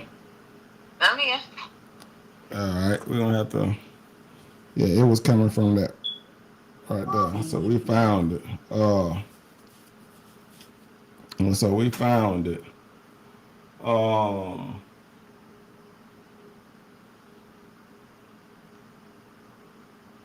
Yeah. So. All right, we got the noise. All right, yeah, it's clear. So yeah, I was about to play that Toxic. She couldn't hear. I was trying to get Danielle to hear it, the Day to hear it, D-Raw to hear it. But yeah, it goes in. It goes in. So you saying Mr. preyed on children. So what was so bad? So what was so bad about Mr.? That's what I've been wanting to know all these years. Okay, what's so bad about? Okay, he preyed on you. Say he preyed on you. That's what you say. Now, and we're talking about not a time. We're not talking about 2022. He was abusive. He was manipulative. He was what wasn't wrong with him. He had a lot of things going on. In addition to him, So the fact that his dad had taught him, his dad had made sure that, and he was living on his dad's land, and his dad wanted him to operate a certain way. And he, and he had to operate a certain way to retain, everything that he retained to even live, to be comfortable on that land. So you think Mr. had a choice in being who he was? I mean, yeah. I think at a certain point, people can't, they have to be held responsible for themselves. That includes, making the choices and making the changes you need to make to be a better human being. So You're not about to sit there and excuse people's behavior because of their past completely. So when Kanye said slavery was a choice, everybody got mad. When Kanye said slavery was a choice, everybody got mad. And you saying Mr. had a choice? Yeah. Well, I mean, you have a choice to improve yourself, to change, to become better. Yeah. So you saying Mr. had a choice. And when he did become better, when he did, you know, and when he did realize the error in his ways, and he realized what he hadn't been, what he'd been taught systematically, and what he believed, that's like being taught your religion when you were a kid. When you grew up in a household that's a Christian, you're gonna be Christian. To unlearn things. Yeah. So when he did unlearn them, so what? So I'm saying so. But we can't excuse his behavior because he unlearned it at the end of the movie. I mean, he did a lot of horrible things, and those things need to be addressed. Like, or you know, you can't just say, "Oh, he was fine," because you know. At his core, he was a good person. Suge Avery showed you that. He was good when he wanted to be too. So how you see Suge Avery? Doesn't mean that you are a good person, because I don't know if I agree with that. And so, and Suge Avery, so how would you rate Suge Avery? How would I rate her? Yeah, was she a good person, bad person? You admire Suge Avery? You know what I'm saying? I mean, I don't think anybody's good or bad per se, but I think she has some work to do too. She, you know. So she came in this man's house, this woman's house, sleeping with her husband, made her cook food, made her bathe her, then matter of fact, started sleeping with her. Oh, this is a whole nother situation. Yeah, like that's and you blame Mr. That's Mr. fault. He brought her there, didn't he? Yeah. So who gonna be held responsible? That's his marriage, right? So we faulting the side chick. Oh no! Are we about to sit there and fault the side chick instead of faulting the married man? No, we're definitely not faulting the side chick, but I'm just saying that so everything wasn't Mr. fault. You said everything wasn't. I don't know. Hello? Yeah, I hear you. Okay. Yeah. Everything wasn't Mr. fault. And so Suge Avery get no blame. The daddy get no blame. The things no, everybody got to be held responsible for the part they played, but at the same time, he played a major part because he was the one in control of a lot of the situations. He was the man of the house. Yeah, he sent her to get. He sent Mr. to get a wife from the guy. That was his daddy's friend. He sent him over there. Hey, go get you. Right, and he wanted the Nettie, and because he didn't get Nettie, he kids once his wife had died. Absolutely, he needed some help to take care of his children. It didn't mean for him to go get some more children. Yeah, his wife had died. This man's in a distraught state. So go get some children? No, he did what it. Talking about, Mr. was a human sex trafficker. No, he wasn't. Mr. was doing what his daddy said to do. It wasn't looked upon the way it's looked upon now when you know what I'm saying, even in Africa, where you claim to be from. And you know what I'm saying, even in the traditions of African tradition. Well, you talking about African tradition, and when I bring that up, it's a problem. When I bring that up, it's like, oh, you over there? When you talking about, what time frame you talking about? Listen, at that time, it wasn't uncommon for women of that age to have children, or to be mothers, or to be wives. That was not uncommon during that time frame. However, what he was doing as far as bringing two sisters into the home, he really didn't want one of them. He was trying to have sex with both of them. You know, all of that, there was no decency in that. And Suge Avery came in and had sex with everybody. Her husband, she had her husband. That's she why had she had the nasty woman's disease. That nasty woman's disease. So now, you know, I just wanted to transition for a minute. I know Latoya talking about Big Goo, you going way left, but I like to spin it a little bit, Latoya, because I be wanting to get to other points, and I don't be wanting the last point to be dragging all the way in when I go to something else. So you have to spin it hard sometimes, Latoya. Yeah, you have to spin it hard. Hella hard. You be spinning it hella hard. You don't spin it hard. Hey.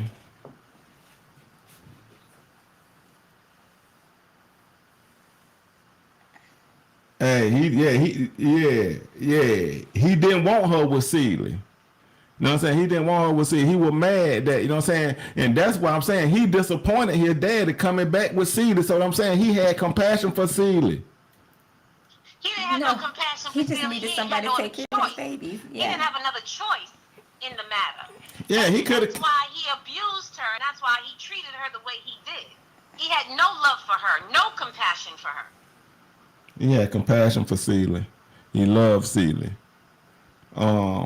And then I see the Tory talking about he was trying to buy his way into heaven at the end when he, you know, he was trying to buy his way into heaven.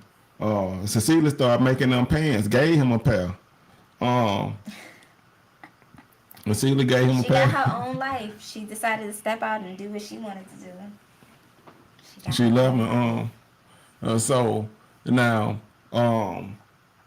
you know, I wanna since this is Love Deposit Wednesday, and we want to get to you know, Love Deposit Wednesday. So I wanted to get to something. I ain't gonna go exactly where I was going because I did get a call this morning or yesterday morning. I think it was this morning, yesterday morning, and people call, you know what I'm saying, because you know they wanted to talk to the goo. They say, Big Goo. I'm like, what's up? They were like, Big Goo. They were like, you know, she said, I'm a 45-year-old woman, a widow, got a 9 and a 7-year-old, make about $60,000 a year. And she was like, I'm just, you know, why can't I find a husband? She was like, why is it so hard for me to get a, I just said, I'm trying to figure out why it's so hard for me to get a husband. So what'd you tell her? Well, first of all, I asked, I said, are you wife material? And of course she say, I have never asked a woman that question that did not say that she was wife material. But what is wife material? That's what I'm saying. That's what I was finna ask you, because I was gonna ask you, or you feel like you're wife material? Well, yeah, I do. Yeah. Yeah, you know what I'm saying. But You feel like you're wife material, right?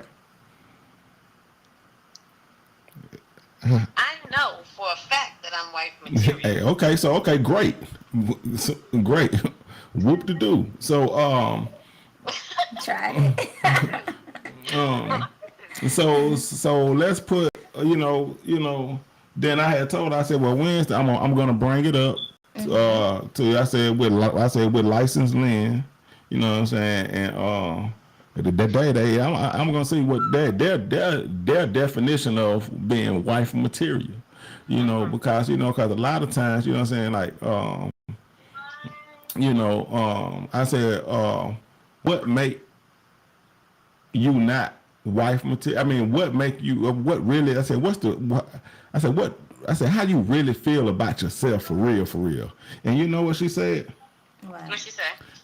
She say, I'm not a basic bitch. She said, I'm not a basic bitch. I said, so where you? I said, so you in Atlanta? She said, yeah, I'm in Atlanta. But that's a one reason why it's hard for her to find a husband. Go ahead. All right. She said she's not a basic. So you know, and then I say, you know, you would know what you very well might not be a basic bitch. I said, but let me let you know how men deal with this. Then you can book a session with me. You know what I'm saying? Because I can't do this for free. But I'm going to give you a little tidbit. You know what I'm saying? So when men look and say, now, what your definition of basic is not what men's definition of basic is. Right. You know what I'm saying? Because, you know what I'm saying? Because what we basically looking at every day. And what we're looking at every day, the basic bitch in Atlanta, you know what I'm saying, is making really good money. What is it? What is? Let's go ahead. Hold on. I want to give you this. Okay, go ahead. It's gonna be hard to swallow. It's gonna be, you know what I'm saying? I already know. It's gonna be hard, and I know you coming when I say it, and I'm gonna be quiet. I'm gonna be quiet. The basic bitch in Atlanta makes really good money. You know what I'm saying? The basic, you know what I'm saying? The you know, the basic bitch in Atlanta is hitting the gym hard. She has a nice little body. She got a flat stomach. This the basic bitch now. I'm talking basic. I'm talking about what men see. Basic. This is what we seeing basically on a daily basis. Okay. Basic. So that's basic to us. Basic. So you may not be a basic, and I agree. Now you may be, you know what I'm saying, en route to being basic. Trying to get to this level. Now, maybe you comparing yourself to some little back town in P Valley in Mississippi. What the thing is? P Valley. I guess the better question is what is not basic? Because if those things are basic, and I'm just trying to get a, or more or less, what is wife material? Because I'm trying to get the baseline in which we're talking from. Yeah, basic is the average. Basic is the average here. What men looking for on average is a woman that making her own money, right, taking care of herself, physically fit. You know what I'm saying? Understand, you know what I'm saying? Like, you know, that's basically what that's so what's saying. You say basic. Now, women have a different definition of what they say basic is. Right. But for men, the basic bitch here can hold her own and she physically fit. I think that the problem is women tend to put themselves or measure themselves by what men categorize and determine or put in the box as what they consider. Yes, you're looking to get with a man, so what they consider matters. However, you are who you are. If you are a woman, 2 kids, $60,000 a year job, you take care of yourself and all those great things, that's good for you. And there is a man out there for you. Where are you? First of all, where are you at? How many of these men know that you even exist? How are you even shopping for these men if you're shopping? Because you said you're looking, or how do I get? So if you're shopping to be in companionship with someone, where is this happening at? Where is it happening that you're going to get somebody that you're compatible with? Because what you're talking about is what is basic and average. That's all up to the individual. Right. Because there's plenty of women that's not hitting the gym. There's plenty of women that's not physically fit. There's plenty of women that are not taking care of themselves, but there are men that still want them. Yeah, in what way? Yeah, you know what I'm saying? Just cause you a woman, man gonna want you in some fashion, and we'll give you that. But you talking about like even to make them wives. I know a lot of women who are wives and who became wives, and they weren't hitting the gym all the time. They were not doing all those things that you just mentioned as a basic civilian job. Right. So, so what they have is a partnership problem. You know what I'm saying? It's a marriage. But maybe it's not a problem for them. Maybe not. But so we can't just assume based on what you got in your stats that you're going to be an automatic good fit for somebody. You're going to find you a good man. Like we're doing a lot with that. Worry about yourself. Be self-developed and be available and dateable. Right. If you're not dateable because you're out there looking for something, that might be an issue in itself. Live your life. Go do things that you enjoy. Go to places that you enjoy where you can meet people that are doing those same types of things. Right. Okay, so at the end of it, she, you know, to be a wife, to be, you know, it's gonna require. So women want a lot from men. Like women want a lot. They have these, like I said, like I've been saying for the longest, the women have a list of conditions. Huh? Do you feel like a lot of men are not enough?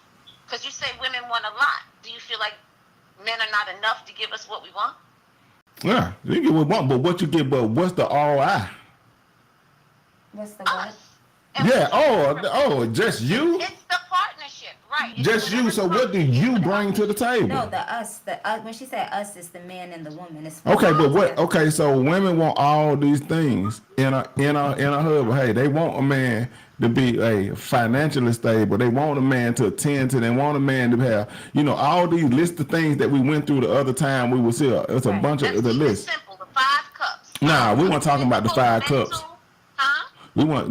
Well, I know you in them 5 cups, but I'm saying that list of things that Lyson Lynn pulled out last time when she went down her list of what men should be able to provide, or the Oh, I was talking about the three things. So the provide, protect, and profess their love or whatever. Those things that you talking about that?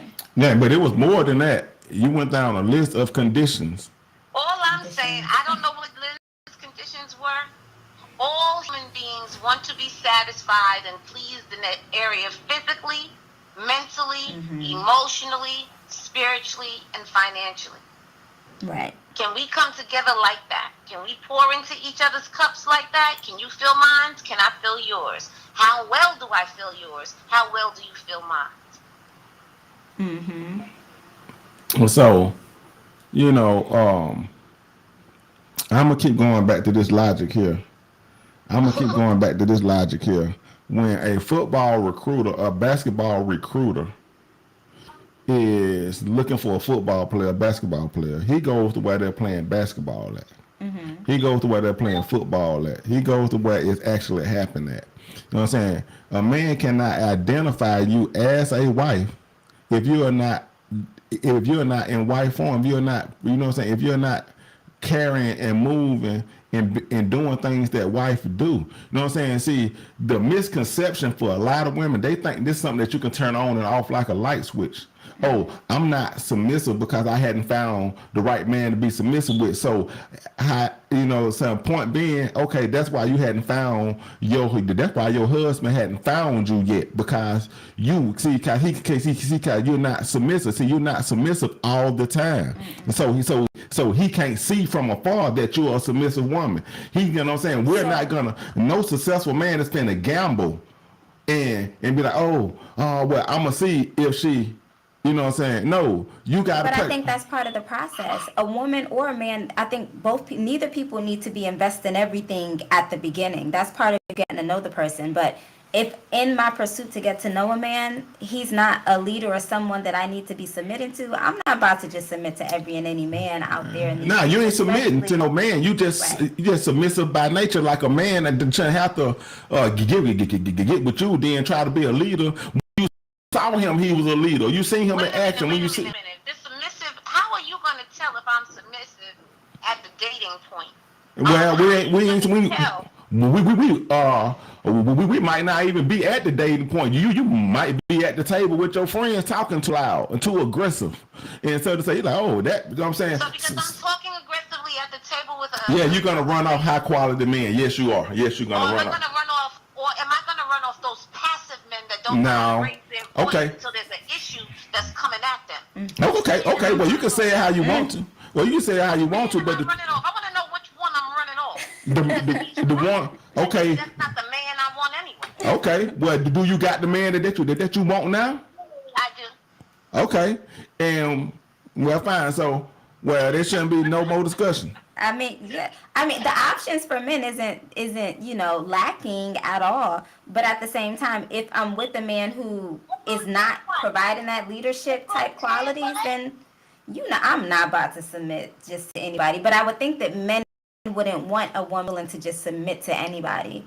Nah, we ain't saying just submit. I'm just saying, but be submissive in nature. That's one. Being submissive in nature, with me having a conversation with my girlfriends and we're talking aggressively or loudly or whatever you want to call it, that has nothing to do with who I am as a person or if I have the ability to be submissive in my relationship.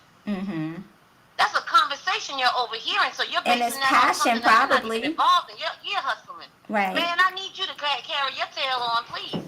Yeah. And when it comes to like passion or whatever, like there's different sides to every woman. You know what I'm saying? You're not gonna get, and hopefully you wouldn't want a one-dimensional woman who just is, quiet, submissive, and all that other stuff at one moment. You know what I'm saying? You want the woman that has different facets of herself in different areas, where she can actually have a conversation and hold her own at a table with her friends and have that conversation where they're passionate about whatever they're discussing, and it not be seen as them being a bit too much. You know what I'm saying? Okay, so let's paint the ideal guy. So let's paint the ideal guy. Cause most, you know what I'm saying, they have this fantasy. They got the ideal guy. They know who they want. You know what I'm saying?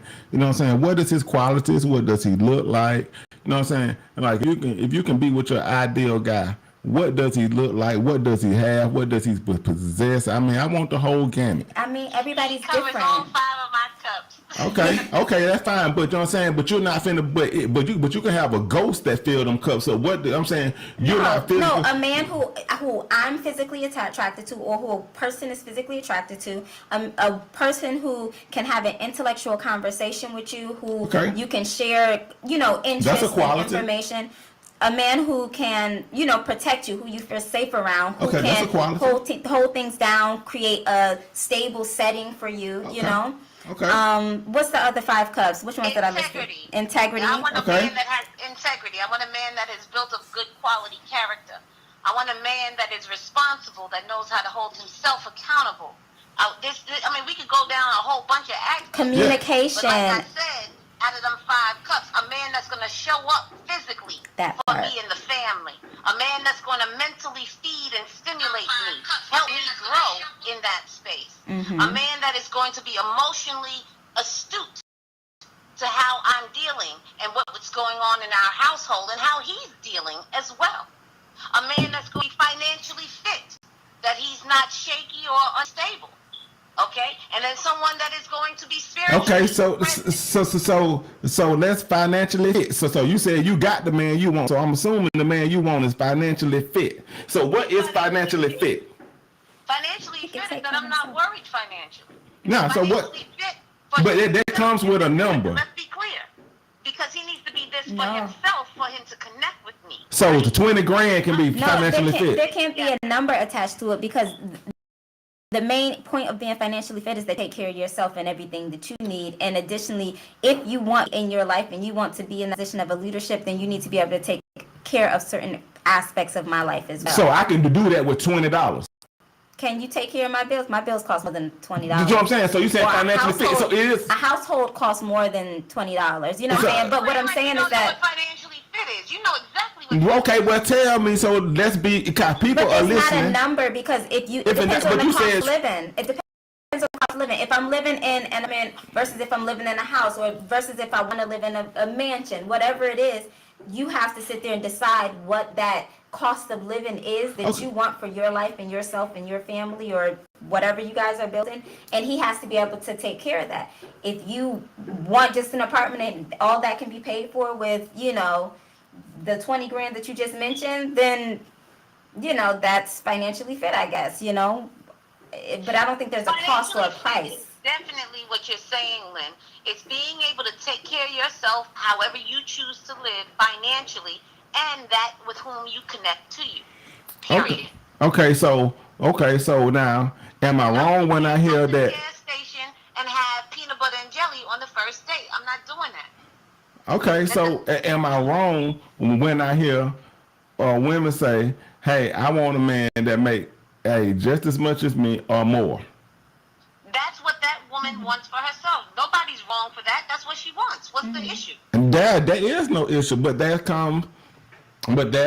saying so you saying for financially fit is whatever you want it to be. Whatever's necessary, not whatever you want it to be, but whatever is necessary to solve these particular problems. So whatever the particular price. So I make $10,000 a year. Mm-hmm. That solves all your problems. I'm financially fit for you. It wouldn't solve all my problems. No. So you can't even put me in the equation yet, because $20,000 a year is not going to take care of you. You said it wasn't no number. Now is it a number or not? It depends. It's not going to take care of you. What is the poverty line, sir? Are I'm saying. above the poverty line? Can we say that? Hey, say what you need to say.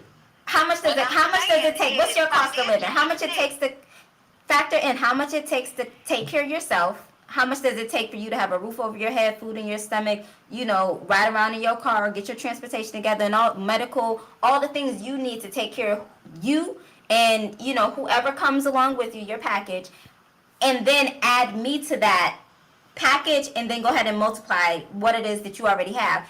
I don't know what that looks like, because everybody's cost of living is different. So that's why you can't say a number. Right. I'm just saying, hey, fellas, it's just a simple question. Like they dancing now. I ain't seen this much dancing with this. Everybody is different. They don't dance with the stars like this. People have different standards of life. If you go and you find someone who is making 6 figures on her own, of course she wants somebody that's financially fit in her space. So she's not Why taking would she care not? of them. Why would she not? What is the sense?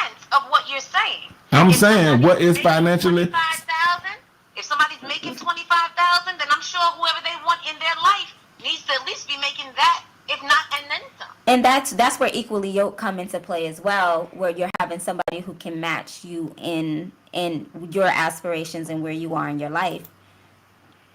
Thank you.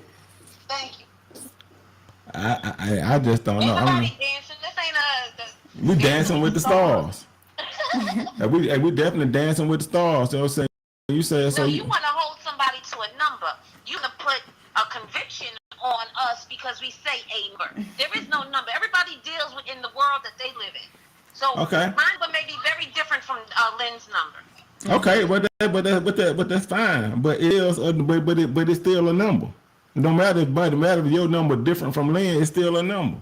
So and I was There will talking. be a number associated. Anything that's dealing with finance, there's going to be a number associated. Absolutely. Right, you know what I'm saying? Because I can do math really well, so I know. I'm saying, hey, I know how I add There's up. a number of how much money you owed in a bill.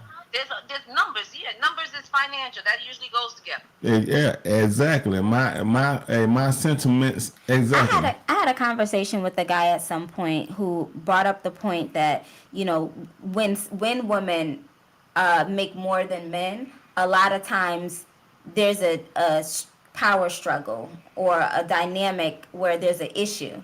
So I don't know if that could be part of why some women choose not to date a man with less money than they have, because that power struggle becomes part of an issue. You know, that could touch on something there. But I know they had to actually mention, okay, well, whether or not they think the woman that they're with would actually hold the money over their head or make it an issue. So, you know, that potentially be the issue. In my experience, it seems like men feel like they have less power in the relationship when they don't make as much as the woman. Right. And therefore, they tend to act out in behaviors based on that. Exactly. So when you have that in play, then what do? We got another one of them passive men that don't want to speak up and just want to feel how they feel and be in their feelings because a woman is making more than them.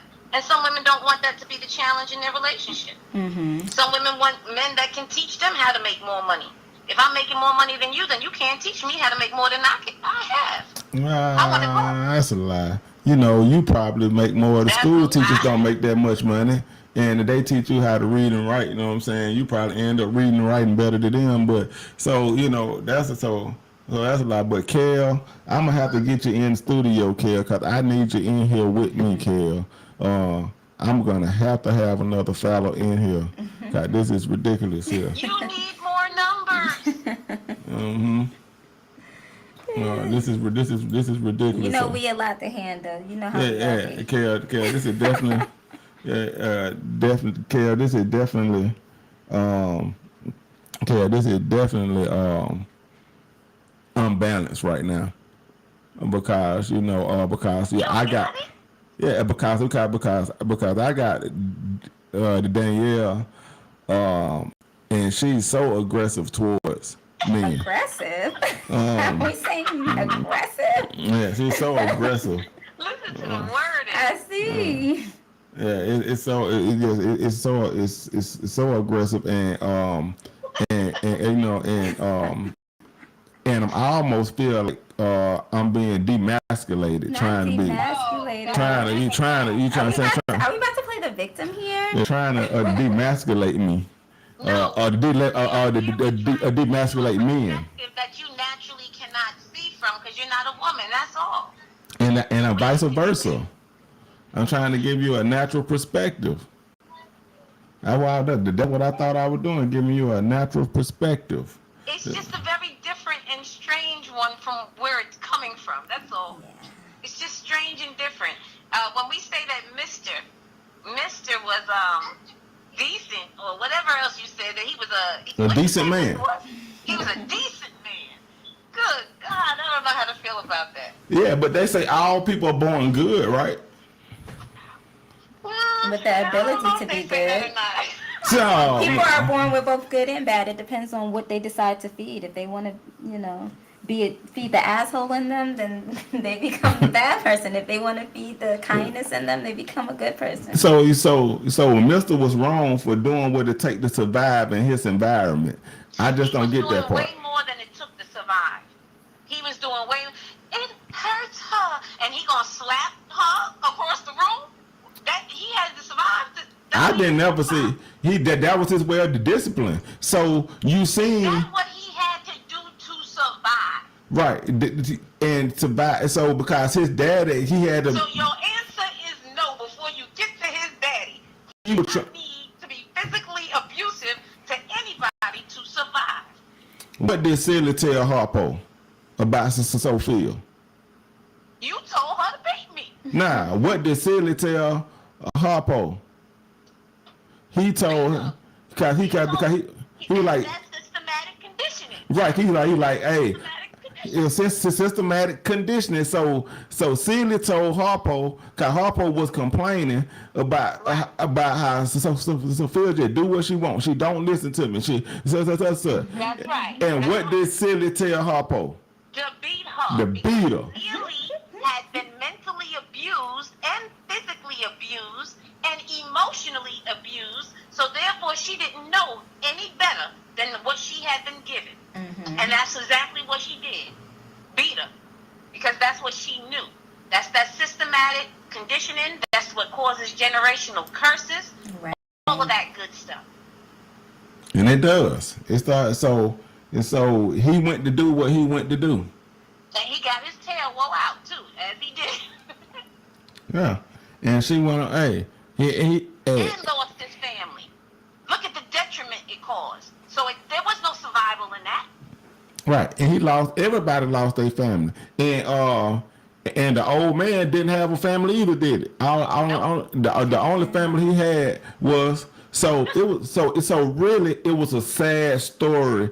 Mr. did not have no help. Mr. did not have proper guidance. Mr. did not have the right resources to be the man that he did. He had no example of anything good, and then you tell me. Then you tell me he could have made a choice to be good.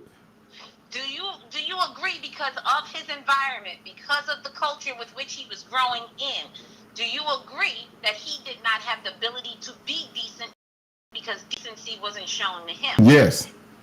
So then he's not a decent man. It's like what we said. Yeah, he was decent at heart.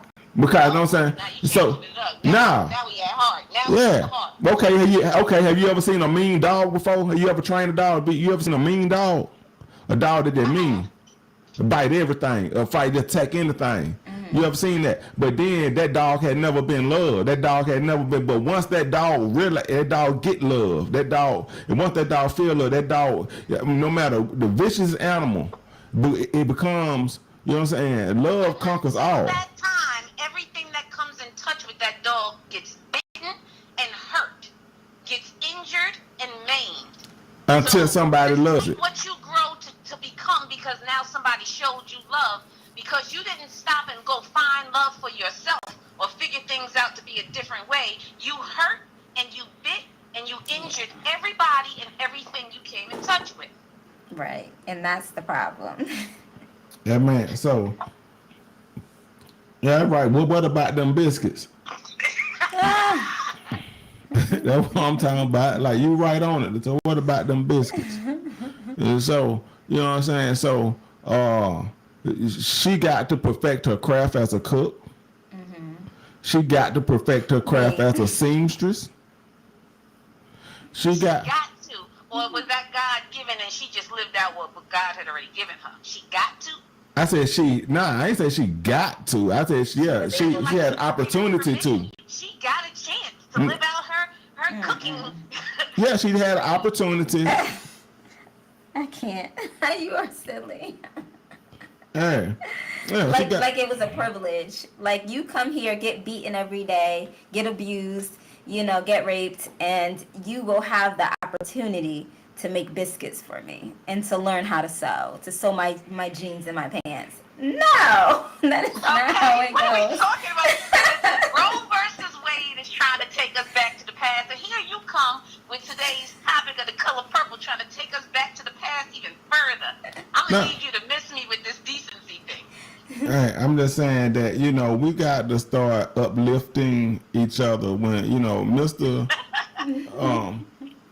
You know, like, you know, so first of all, you know, I don't promote any violence in the home. I don't promote, you know, I don't think no one should be putting their hands on no one, period.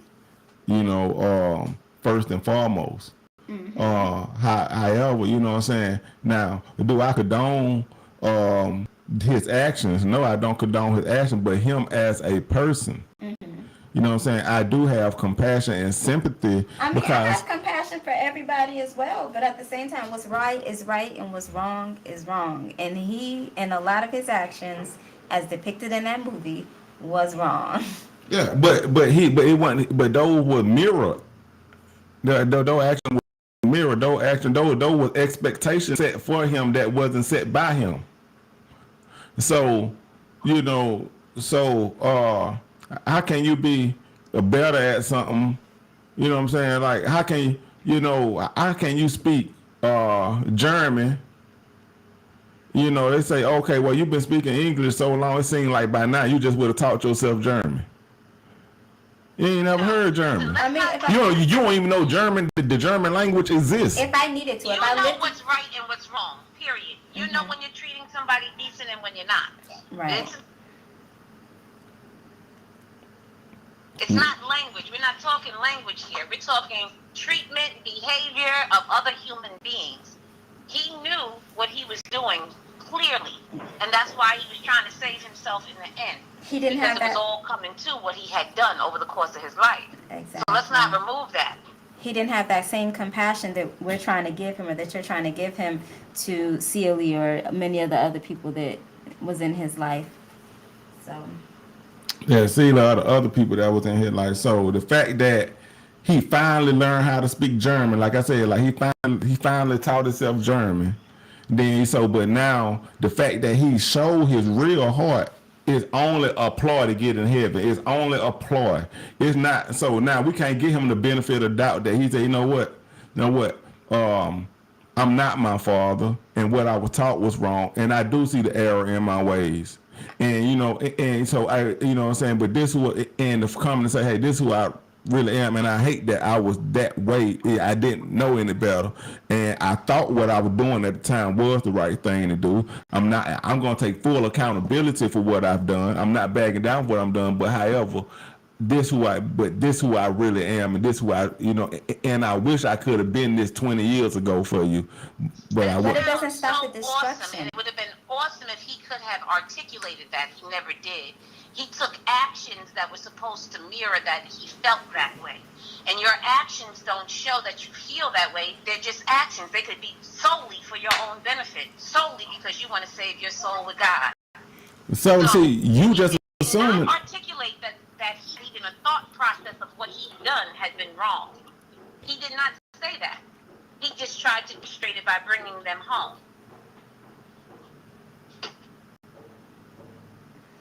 We don't know if he had that whole come to Jesus moment within himself or not. And you don't know he didn't, but you just want to say he didn't. Why? But no, what you said is we're going to give him the benefit of the doubt. Why would we? Why would we have to listen to that? Let's break that down. Benefit of the doubt.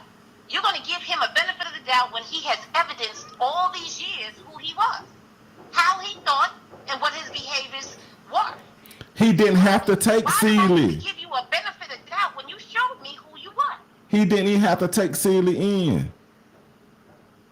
It was He for needed his to. own benefit again. He didn't have nobody He to take needed care of his someone to children. take He could have found somebody else. Trust me. He couldn't find what he I think wanted. he was trying to, It had and to he be what wasn't he able wanted. He couldn't get what he wanted, so he got what he could get. Nah, but he could have made a different decision.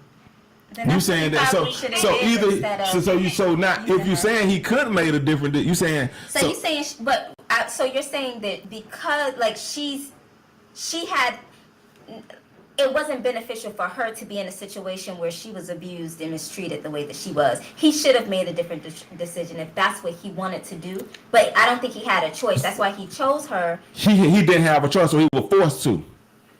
Absolutely. He was forced to take Based on her. his circumstances and his lifestyle, he was forced needed to to. take her because he could not have Nettie. She was too young. Daddy still wanted her home. He could have Celia, right? He still needed somebody to come home and take care of them babies. Remember that. He was out there looking for a wife to take care of the kid. It was all about him and his agenda, period. Yeah. I'm looking at the comments right now and I'm like biting my tongue because I want to jump in on that. Go ahead. It's a little different than what we're talking about. Latoya mentioned, the fact that I guess the conversation is that, she said that I'm paying my mortgage, so why would I want someone who can't even pay their own rent in their own place by themselves? Make that make sense. So I'm guessing the conversation, if I'm not wrong, is Latoya is mentioning that she wants someone, or she requires the man that she deals with to be able to, match her and what it is that she brings to the table. And if I'm not mistaken, it's being considered selfish. Am I reading this correctly? Is that kind of what you guys are picking up on? Playing for that person not being able to stand on their own. We all are given opportunities and have to make choices. He made a choice to take Cecil when he could have left. Okay, so this is, I guess, it's going back and forth to those two topics or whatever. But I think the initial one was based on what we were talking about before in terms of money and finance. Money and finance. Money and finance play a heavy part in relationships. So then we get so discouraged when we hear about a love deposit. We get so discouraged, but money and finance play a major part in that. So, having somebody, so to be financially secure, they want somebody, and I'm gonna tell you, so the day I got one for you, so a lot of women, and I ain't say either one of y'all, but a lot of women want a man with a bag. Mm-hmm. You know what I'm saying? They want a man with a bag. You know what I'm saying? Okay. So and then I have to tell young brothers now when I'm teaching young brothers when they can, when they come to Big Goof for their mentorship, and I'm teaching to them and I'm preaching to them and I'm telling them, hey man, it's good to chase the bag, it's good to get you some money. He said, but I said, but you got to be the bag. And they're like, Big Goof, well, what do you mean when you say be the bag? I say, man, you got to be bold, ambitious, and giving. You got to be generous. You got to be bold, ambitious, and generous. Mm-hmm. So, so that's where women find security in that. You have to be the bag. Bold, ambitious, and generous. Mm-hmm. Yeah. You have to be the bag. You out there putting out some good stuff, yeah. That sounds like some good stuff. You got to be bold, ambitious, and generous. Mm-hmm. I agree. So, you know what I'm saying? And understanding what a bag is. See, because most women want a man with a bag, but don't even understand what a bag is. I wouldn't want to be taking care of another grown adult. Me neither. Does no man want to really take care of another grown adult? Okay. So, having the ability to provide for that is the premise of man in the relationship with men that I know of. So, from my generation, that's how that was. Number one, let me say this about why women want a man with a bag. Mm-hmm. Because women know that they have to have money to make it in this society. And 9 times out of 10, we don't have the same abilities to get bags and to get ahead like men do. Because this is a patriarchal society. So men get a chance to do business, mingle with each other, and learn to be sharks.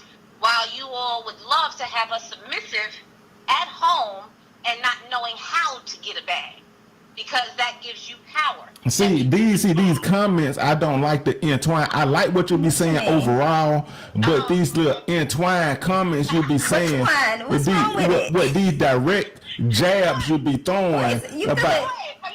But when you talking about, but y'all would like women to be at home and not learning how. No, nobody in fear of women learning anything. Nobody's afraid. No, so those what you call fuck boys, but nobody's intimidated. The people that try to say, okay, women aren't being feminine enough, or they're not being submissive, or being in a particular role, being the supporting her in the main, We're not assertive, we're aggressive by definition for him. Right. You are. I ain't saying tried it. But I think it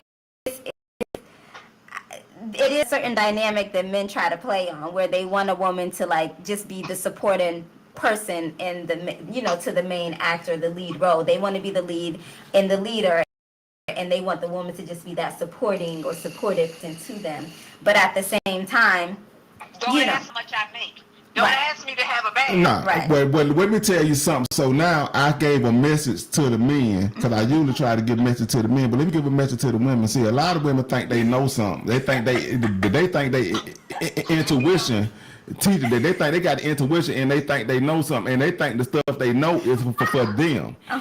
See, your intuition is really for a man with a vision. See, you like a thundercat to a man. See, you give a man sight beyond sight. So if you don't have a man that got a vision, see. do men listen to women in terms of? Yeah, you should listen to your woman, cause she give you sight. You remember the Thundercats when the lion say Thundercat, they say give me sight but beyond sight. That's what your woman. If you know what I'm saying, if you got your good woman. You're absolutely right. I'm loving what you're saying. You're absolutely right. Men were supposed to be physical, women supposed to be spiritual. We're supposed to be here to help you move your power. Move that physical power, because we see things that you won't. And we're able to give you insight that you probably will not pay attention to. Right. So together we work well together. Right. So go ahead with what you're saying. Right. So women supposed to give you sight beyond sight. That so that intuition you got is not just for you. It was for man.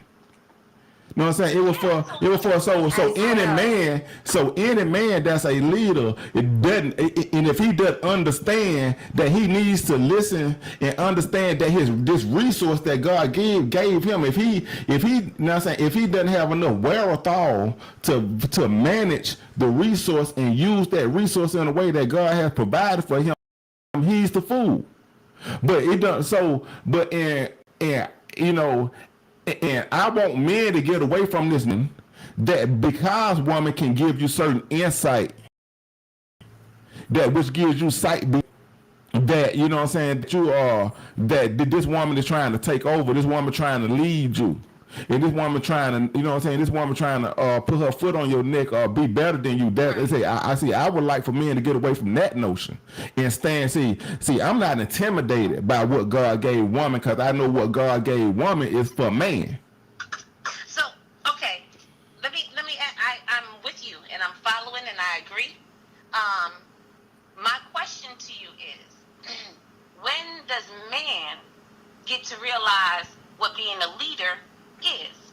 When you say being a leader, what does that mean? A leader over what? That means, first of all, when you say being a leader, that means that you have followed long enough. That means that you are a great follower. So okay, you're a great follower, great, but what are you going to lead? What are you leading?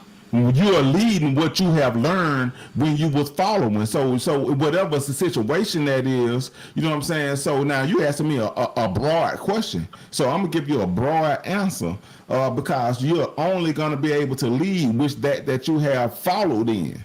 So if you hadn't followed someone in a certain aspect, you can't lead in that aspect, no matter what that aspect is. If you hadn't followed enough or learned enough, and so first of all, I think all humans, man, you're gonna stop learning, right? Because you're gonna be learning always, yes. You're gonna be learning always. You're gonna be in position to lead, and what are you leading? What I asked you wasn't broad. What I asked you is very specific, because of how I understand it. Man, not man by being male, man by spirit. Man is supposed to lead over his own gifts, over his own abilities. And when you're leading over those things and you connect with others, then you're leading together. You're leading as a team. So that woman never stops being a leader over her own life either. She's supposed to lead her gifts and her talent. Right. And if we bring them together, that's where that intuition works together. That's where that vision works together. That's where what God made for women goes to men. Yeah, all that works together, but it has to be a together. And you have to know what you're leading. Mm-hmm. You can't just jump out here and say, I followed long enough, because you should still be following. You should still be learning. Mm-hmm. Hey, and understand that is part of the process as well. Hey, you should still be. Hey, you should still be. Yeah, you should still be. You constantly learning. Like, let's get past this notion of. See, I hate when people tell children, you know what I'm saying, you're not a follower, you're a leader. Nah, you're a follower always. You know what I'm saying, and you're only gonna lead when it's your time to lead. You're not leading 24/7. See, and people get this notion, like even in this conversation, right here, right now. You know what I'm saying? Hey, now, people can assume that, oh, Big Goo is the leader, but they don't understand the back conversation we have. They understand that they don't see, what we do beforehand. That they don't understand, you know what I'm saying? Like, okay, like how we came into the day with Roe versus Wade. That was a conversation. You know what I'm saying? I said, oh, and she said, oh, this what's going on. So she led in that moment. You know what I'm saying? And then we came with it. So because I understand that, what? I can't see it all. I can't see it all. You know what I'm saying? And any leader, that's a mark of a good leader. He understands what his strengths and his weaknesses, male or female. And you cannot pretend like you don't have weaknesses. I hate when people go on job interviews and somebody asks them, "What? Give me your strengths and your weaknesses," and they say, "My weaknesses are my strengths." That in itself is a weakness. It shows weakness in them to not be able to identify. Yeah, to not be able to identify your weaknesses is in fact a weakness.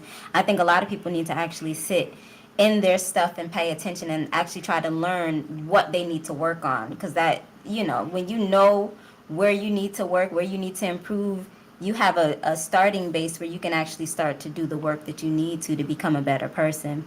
But if you denying it, like, nah, I'm good, I'm perfect. What you mean? Yeah. See, and in that same vein, you have to be comfortable with yourself. You have to have a level of self-confidence to be able to openly and honestly admit your weaknesses. So maybe you're not even in a position of leadership of any kind if you can't even admit to what's really happening with you or acknowledging that. Mm-hmm. So to be able to speak to your weaknesses as well as you can speak to your strengths is absolutely a sign of maturity, a sign of knowing self, and being comfortable with self. Right. Yeah, License Lynn, you said something about perfect. So how would you address a situation if you're in a situation and so someone tell you, what, I don't do anything wrong, I'm perfect. And I said, you really think you're perfect? They say, yeah, I think I'm perfect. I think you're the problem. What? I think that's a defense mechanism. Honestly, I feel like, some people, because it depends on, like, some people try to use other people's imperfections as a tool to win an argument or to dominate a conversation. So, when someone says, oh, I don't have any imperfections, I kind of look at that as being a defense mechanism. So it's like, oh, I'm not about to give you something that you can use against me.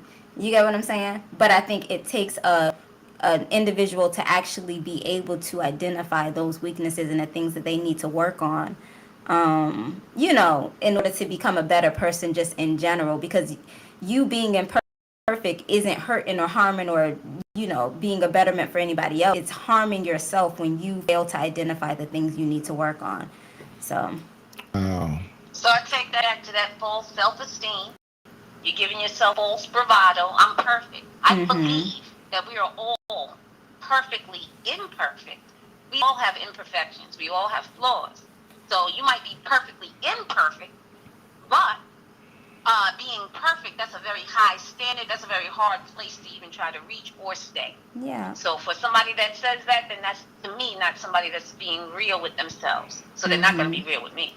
And just looking at the whole fact that we have an entire life to live, like, if you're in your 30s or 40s or however old you are, to think that you've learned everything there is to learn in that amount of time, you know what I'm saying, is very unrealistic. What up, Jim Jones? The day License Lynn did not get a chance to chime in on the conversation. I think we may have had this weekend, Saturday, whatever day that was that it happened on. So good old Sunday. It was a good old Sunday afternoon. It was a good old Sunday afternoon. So I want to present it to you. Okay. I think I started.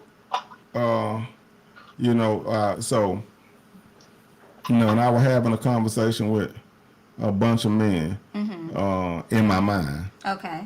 They want to actual conversation, but Okay. I was talking to like 100 or something men in my mind, you know, and so and I came up with the diagnosis, and so I had came up with the diagnosis of that, you know what I'm saying, how men value women. So and I end up calling it the Day Day, because as soon as it hit me, I end up calling. I said, okay, Day Day, look, from women from 19 to 29. Okay. Carry 100% of their value to men. You know what I'm saying? At age 30, they lose 30% of their value to men. At 40, they lose 40% of their value. At 50, they lose 50%. At 60, they lose 100% of their value to a man. Men, I don't know a man that's drooling over a 60-year-old. So Can I go ahead and I think I know. I'm ready to play jump rope. To me, You ready to take off on him? yeah, I'm ready to play jump rope. I'm ready to jump in. I feel like I'm playing double dutch as he talking. Like go. I'm ready to go. So the way that I look at that is when you said between 19 and 29. If I'm not mistaken, a lot of women, you know what I'm saying, they're still getting to know who they are. So yeah, while they have a particular amount of value in maybe the way that they look, maybe, you know what I'm saying, those physical attributes, they still haven't reached the point of knowledge and knowledge of self and all the things that will actually help them, as we were just talking about, lead or give them that stuff that a man may need to be a better version of themselves. Value you're talking about. Right, that 100% value, they're not even in a position to. And it's like as a woman gets older, they get in a better spiritual and mental space to be able to provide those things to a man. But if a man's only looking at the physical attributes that a woman's providing them in terms of their value, I mean, that's where everybody's kind of getting a little lost, especially men, if they're expecting this intuition from this woman and these attributes from a woman in order to make them into a better man, to, you know, do all these things and support them. But you're devaluing a woman as she's getting these attributes that she can actually give you. You get what I'm saying? If her value's going down as she's getting older and she's actually gaining these things as she's getting older, I mean, that's probably why we are in certain respects where we are in this community. But, you know, right. That's my opinion on that that topic. I get where you're going with it in terms of the physical attributes part, but I think we kind of are leading our men astray in trying to say that the value of a woman is basically in her physical attributes when she's younger. Right, because man, really, because we're looked at as provide. We got to provide anyway. You know what I'm saying? So, so for the 45-year-old out there with 2 kids, you know, making, you know, average income and whatnot, men really rather have their own family number one. You know, so, you know, but there is situations and multiple situations, hundreds of situations where men to take on a family, and, you know, because, you know, it does happen. But you're talking about a certain type of man, certain type of successful man, that the men that these women say that they want, you know what I'm saying? And to get that type of man, you know, that usually that man would rather get with a woman in her 25, 30, 35 range with no kids. And start, you know what I mean? So it just makes it a little bit harder. So that's why, you know, so the value for that woman 45 with 2 kids making your average income versus, you know, a woman with 25, 30, no kids. It's easier. I do understand that how it could be easier for a man to deal with a woman whose mind hasn't already been, you know, molded and whose, you know, life hasn't already had those additions to it and everything like that, who doesn't have any children, who doesn't have, you know, maybe pain and, you know, stuff from past relationships and stuff like that. I can understand it being easier 100%. Right. So you see Jim say, y'all not going to jump on me today.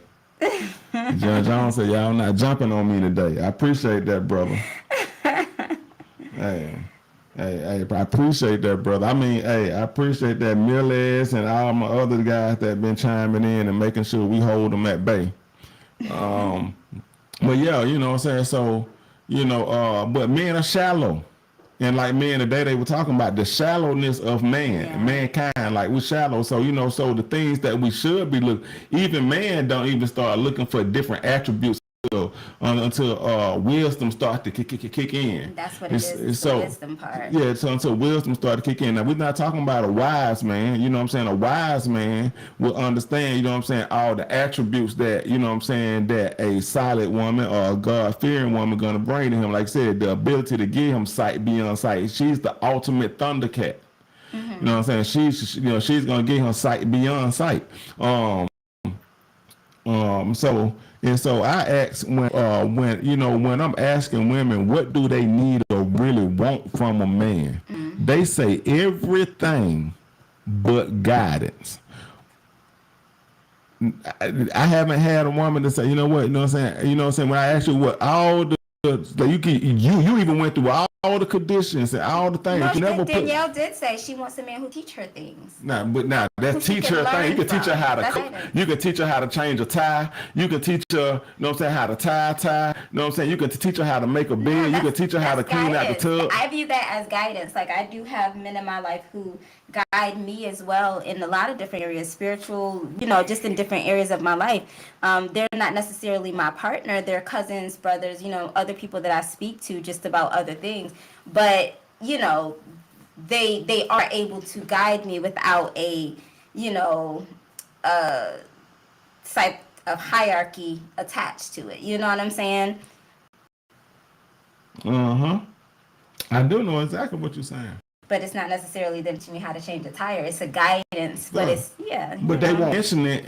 And you know what I'm saying? They won't mention, you know what I'm saying? I'm looking for leadership. I'm looking for guidance. 100%. In talking to my cousin, and one day I would love to have him on here as well.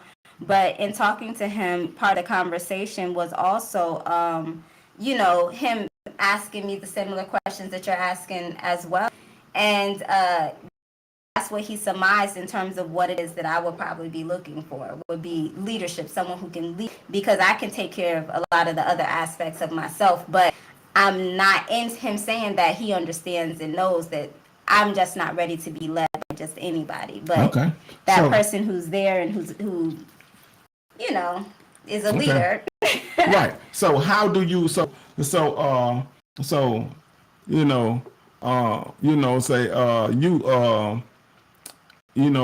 you get bees with honey, right? That's what they say. You know what I'm saying? So how do you use your honey to get a leader bee? Like, what do you do to attract the type of man you want? Like, how do you attract him? What I'm saying, like, so you got to know how to attract him. How do you make sure that you are identifiable to that type of man that you want?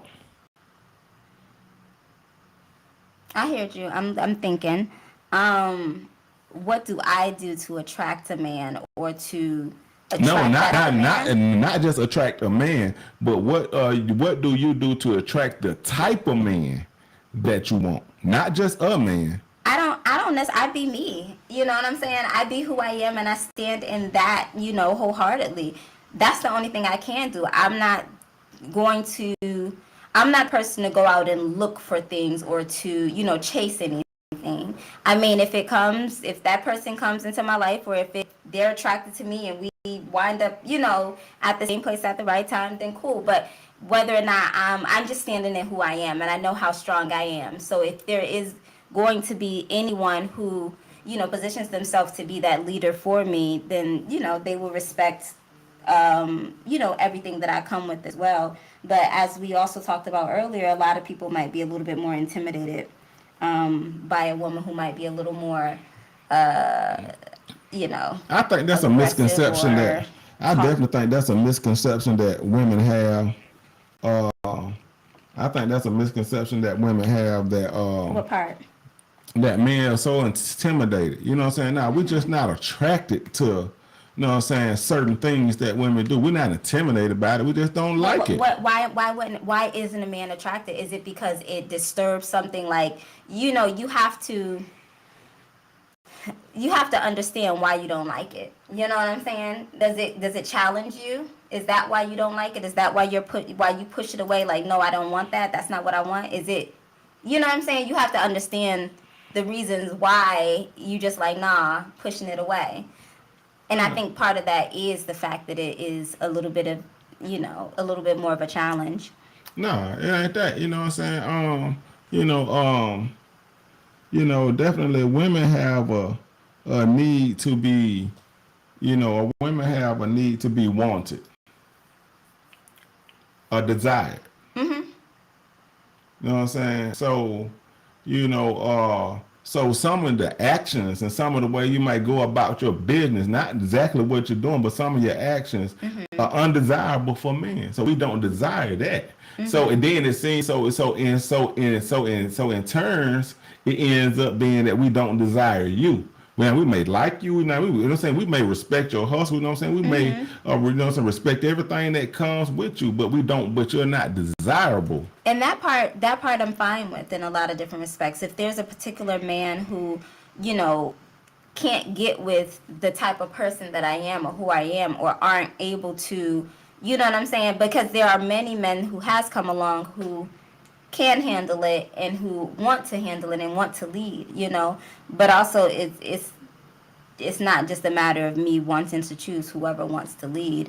Yes, I do want to be led, but led by the right person, so not just led by anybody. I'm not about to just follow, any old sheep herder. Like, no, you gotta come with it, and be somebody who can match me and who is on the same journey I am, you know what I'm saying? Who has the same values as I do, who have the same belief systems, who.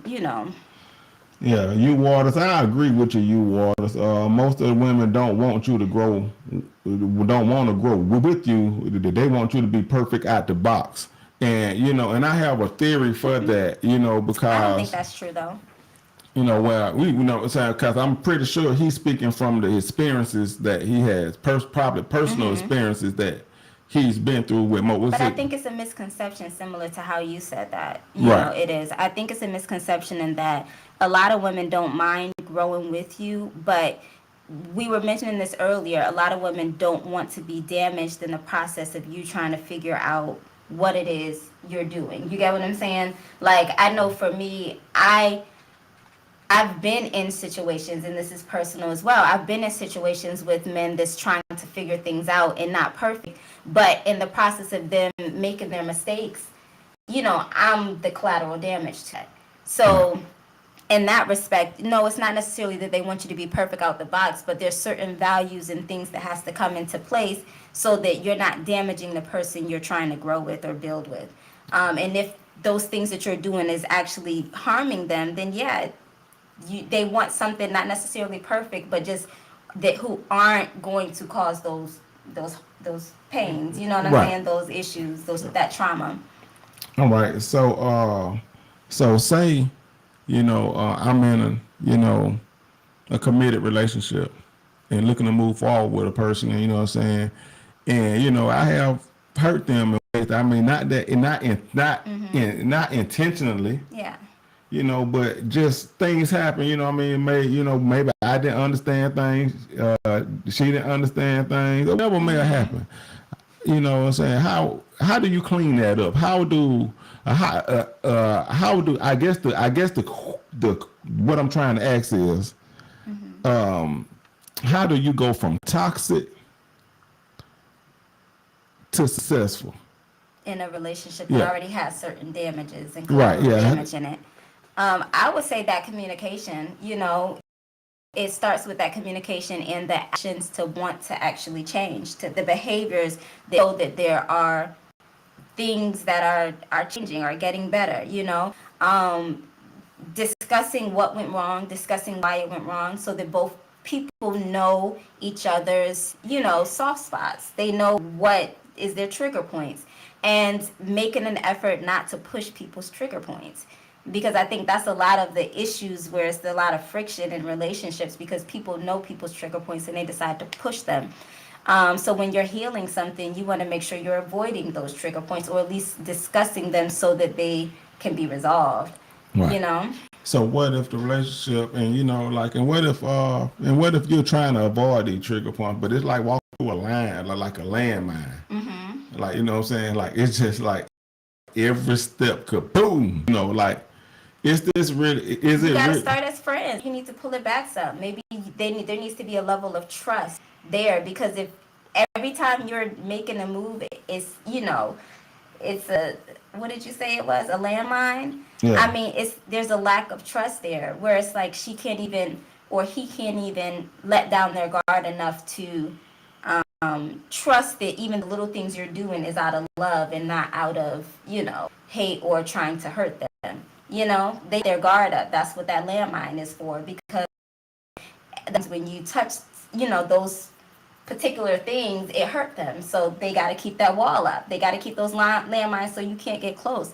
But part of that is building that trust, and you got to build that trust through actions and communication, and kind of showing them that, you know, you're not going to harm them when they let you into that. Right. So that I area. think that's where, as men, and I, you know, and I would ask my fellas to back me up on this. I think that as men, well, we get a benefit of the doubt a lot more than women do.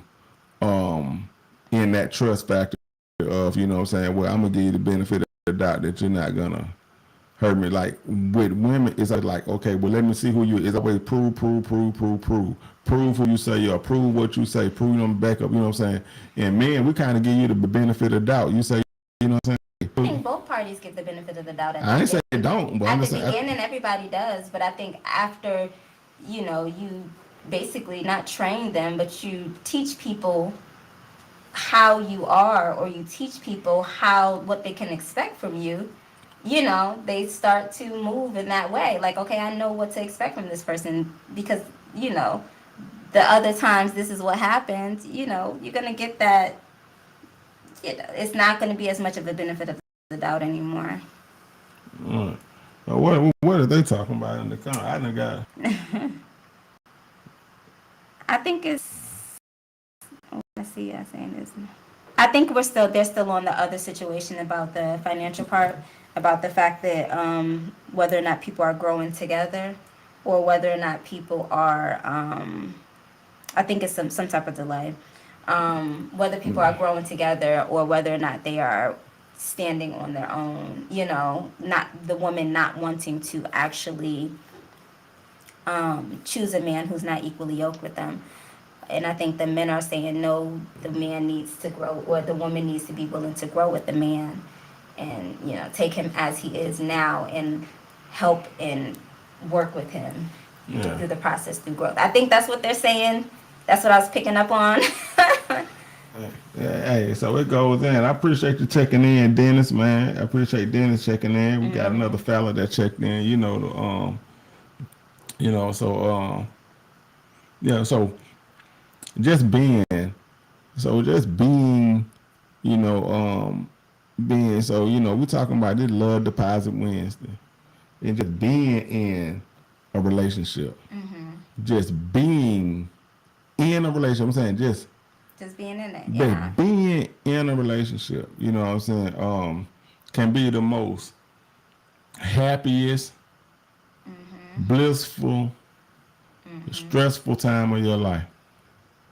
Talking about growing, okay. You know, I'm talking about all of that, and I mean, like, happiest, blissful, stressful. I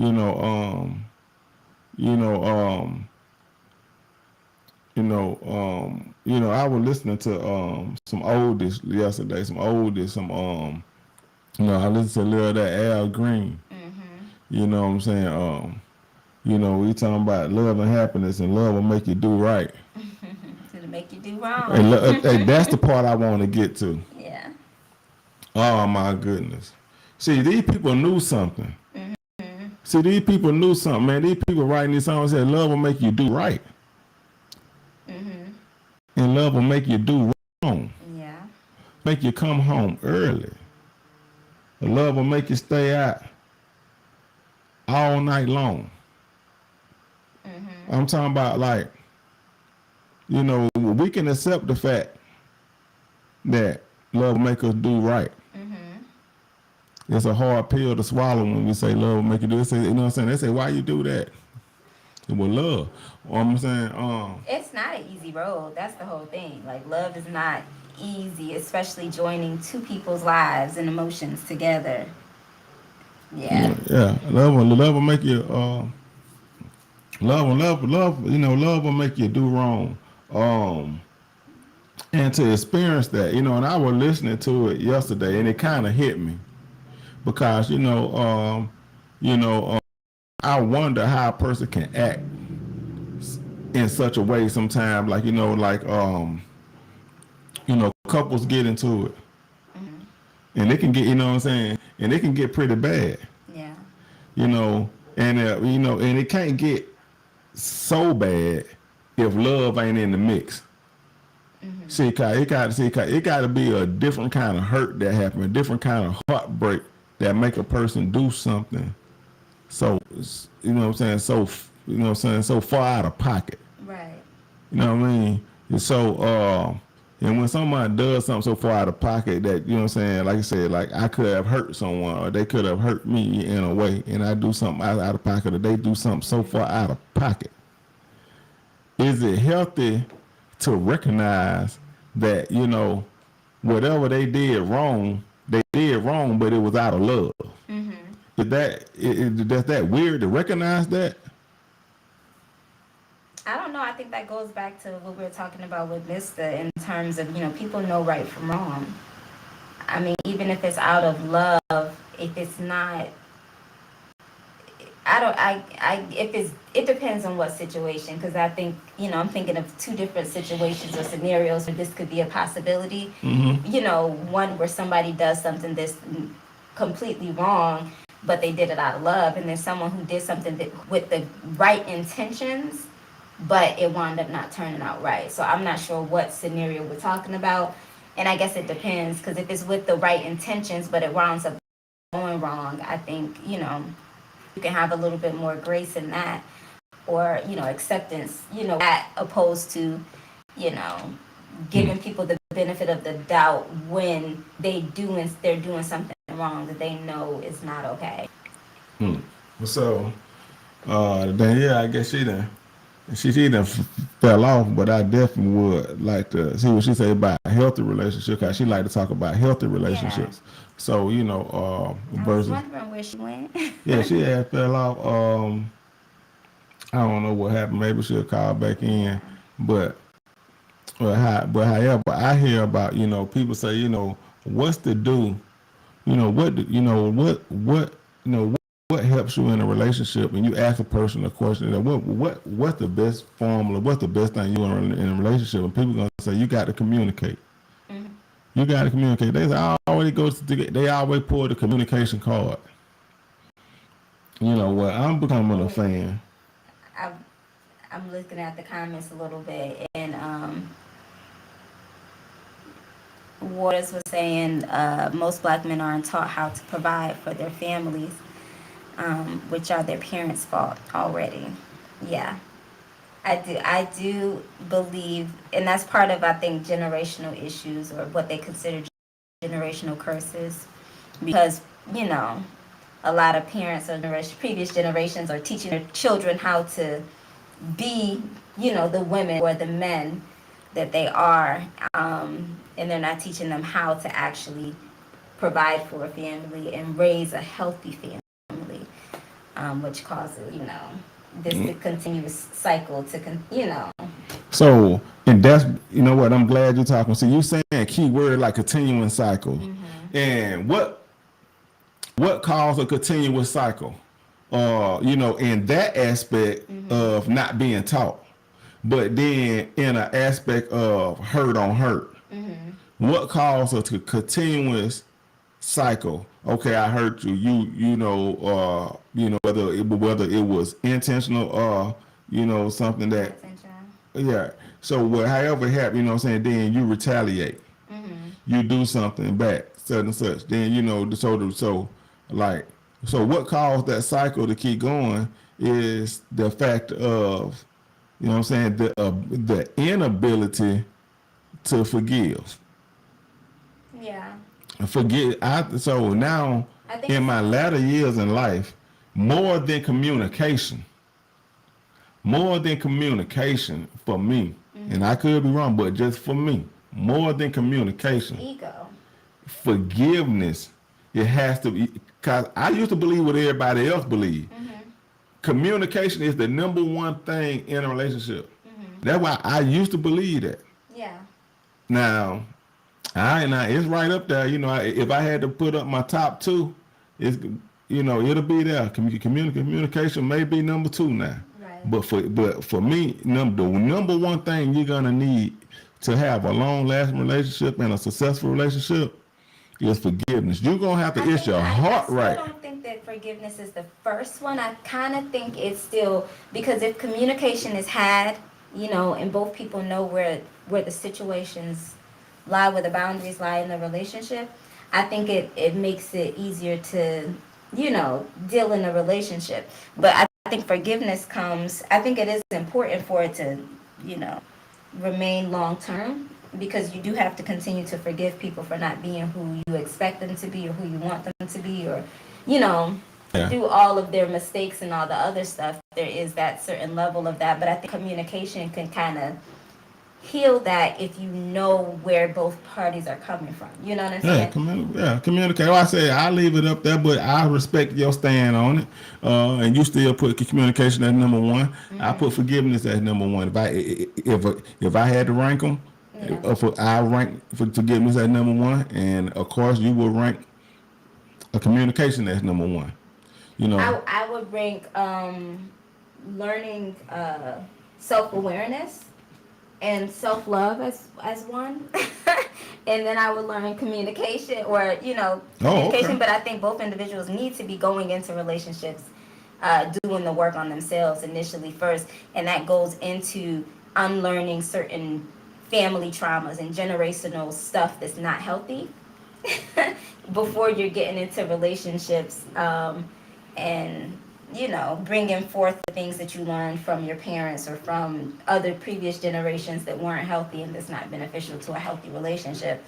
I think that stuff needs to be unlearned prior to, you know, getting into a successful relationship anyways. But hey, we get in a relationship and resent the person that we with, because they are not the ideal person that we had in our mind.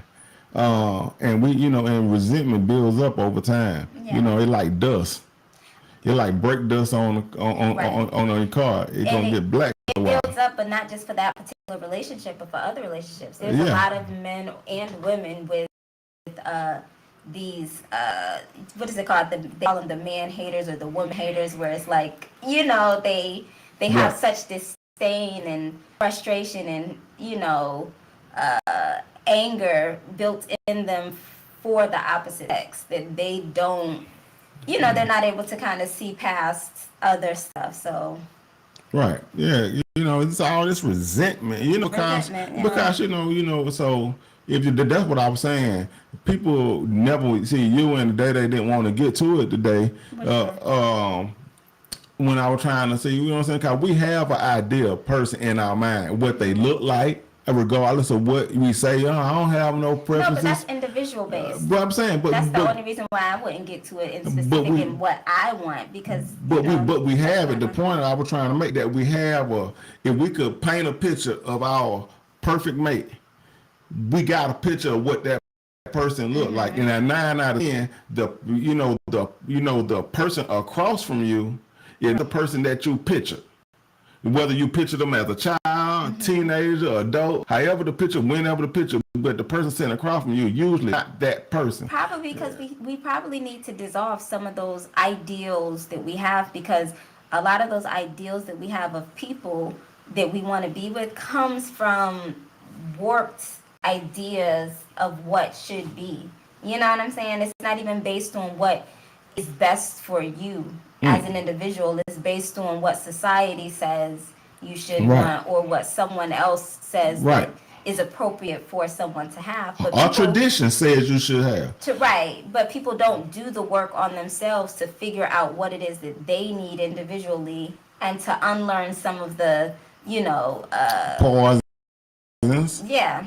I would call it part because because that part is resentment. Then you get the person, but but even men, we do it as well. We have this ideal woman that's in our mind, and and we can resent the woman that we with for not being what we thought we should have in our mind. But this the person who decided to love you though. This is this the person who decided to stand by you. You know what I'm saying, through thick and thin. And you know what I'm saying, but we too busy trying, we can't see the forest for the trees. Right. So, and then we build up, what I'm saying, unnecessary resentment, so people, regardless of what, I hear people say, I'm not going to settle for this, I'm not going to settle for that. And an old man told me one time, he said, look, it ain't called settling down for nothing. You know what I'm saying? Because at some point, because in all likelihood, you are not going to find the person, like you painted this person in your mind. This person don't even exist. You're not going to find that person. You know what I'm saying? So expecting the person that you're with to live up to those unrealistic standards. Right. So you're not going to find that person. So in a sense, that's why the old man said, that's why we call it settling down. So let's get this foolishness of saying I'm not gonna settle. So you're not gonna settle, you're not gonna settle down. I think there's a difference when I say, or when a lot of women or people that I know that say they're not gonna settle, when they say that, I think that comes from, I've had people that's been married for a long time tell me, do not settle. Whatever you do not settle, both men and women. And I think the reason why they say that is because they decided to settle with the particular imperfections of their partner, and they, are miserable in that. Of course, you do need to grow with your partner, but at the same time, the ideals that you have in place in terms of what you expect from a partner, I think still need to be upheld to a certain extent, as long as it's not what do they call them? Like they're not unrealistic expectations, right? So there's a difference between not settling and holding on to unrealistic expectations. Right. Okay. Yeah. So, but we're gonna settle down. So is settling down, It's settling down. So what's I'm trying the word of settling down, settling. Settling. I mean, does the word still not? It's the word, not the word. You say, you know what? I think I'm ready to settle down. I'm ready to settle down. Yeah. So it's the word still not the word.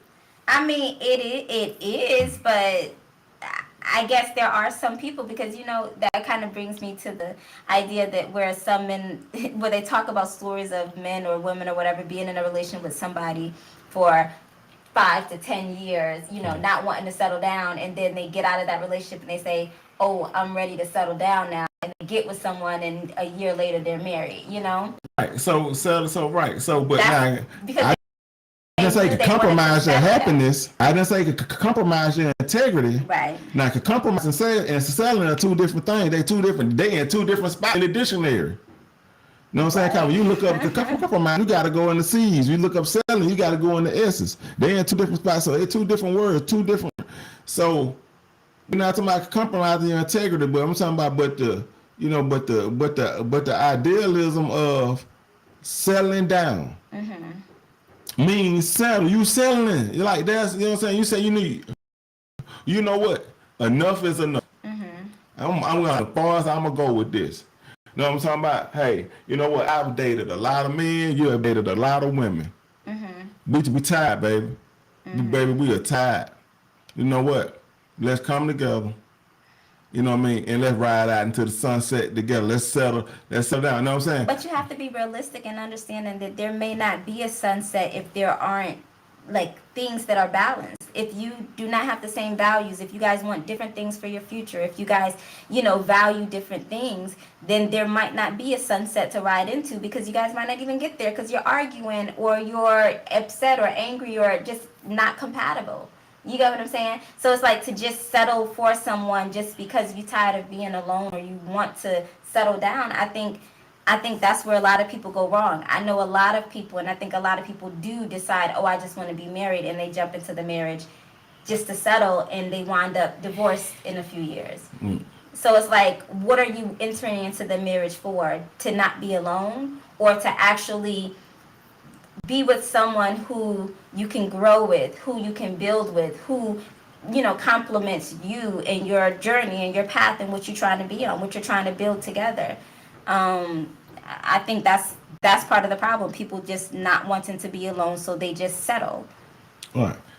And I agree, you know what I'm saying? But my point is, I believe the old man, we all settle.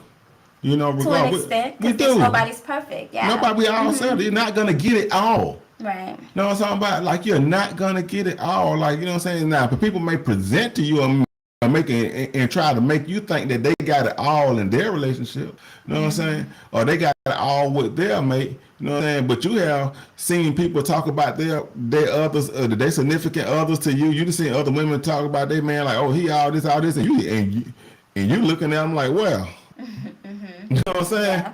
You looking at him like, well, and I don't see it, boo boo. But if that would make you happy, go ahead. Right. You know what I'm saying? And so we all settle. And I would say to a certain extent, because it's settling down. It's settling down for a reason. You know what I'm saying? We're not gonna get it. You're not gonna get it all. Take what you got and work with it. You gotta be happy with your blessings. You know what I'm saying? Like, you may not never drive a Bentley. You may desire to drive a Bentley. On a Bentley, you may not never. You know what I'm saying? You may desire to live in a big house, a mansion. Right. But you may not. But you gonna still get. Guess what? You're gonna have to settle with what you got. Cause that's what God gave you. You ain't going over. That's it. You're gonna have to make peace with that. You got to settle for, like, you know what I'm saying? You probably got a nice car outside, but you know what I'm saying? Settle with things like that because those are things that you are acquiring. But when you have to settle for a person who may or may not have particular attributes that you need or want, you know what I'm saying, to become better for who you are. Like, I always have conversations with, you know, some people about people who are assets and liabilities in your life. You know, there are some people that, you know, you could settle. They could be a liability. I'm saying they could cost you more money. They could, you know, hold you back from your growth and from your path and doing the things that you want to do. And then there are people who are assets, who are adding to that, who are giving you, who are building you up, who are making you stronger, you know, who are adding to the pot. So it's like, you know, even if you have someone, I think you still have to be careful as to whether or not you are just settling or, you know, choosing that person and choosing to deal with that person just because of the long suffering that we talked about before, or just because you have them. I think you also have to take into account as to whether or not they're an asset or a liability in your life, and whether or not you're willing to settle for the type of lifestyle that being with someone who's a liability will provide, or whether or not you need to kind of rethink things and get with someone who is an asset and who will add to your life and build with you and grow with you and be that, you know, that rider, you know, you can build that empire with. So, you know, you just decided you still have to pay attention to who it is that you're building with, not just to build with someone. Right. Yeah.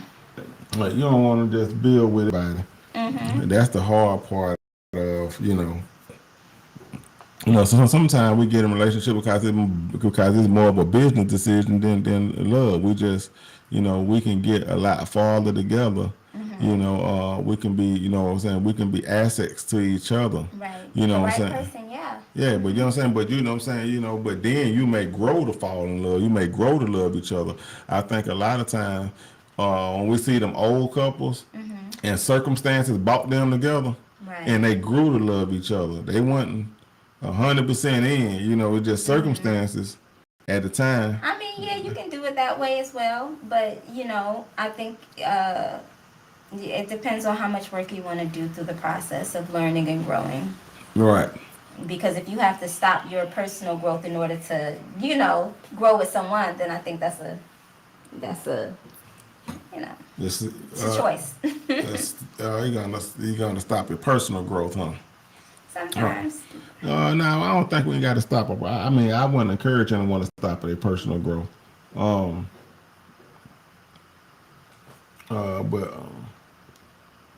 hold on. What's it? What Latoya is saying?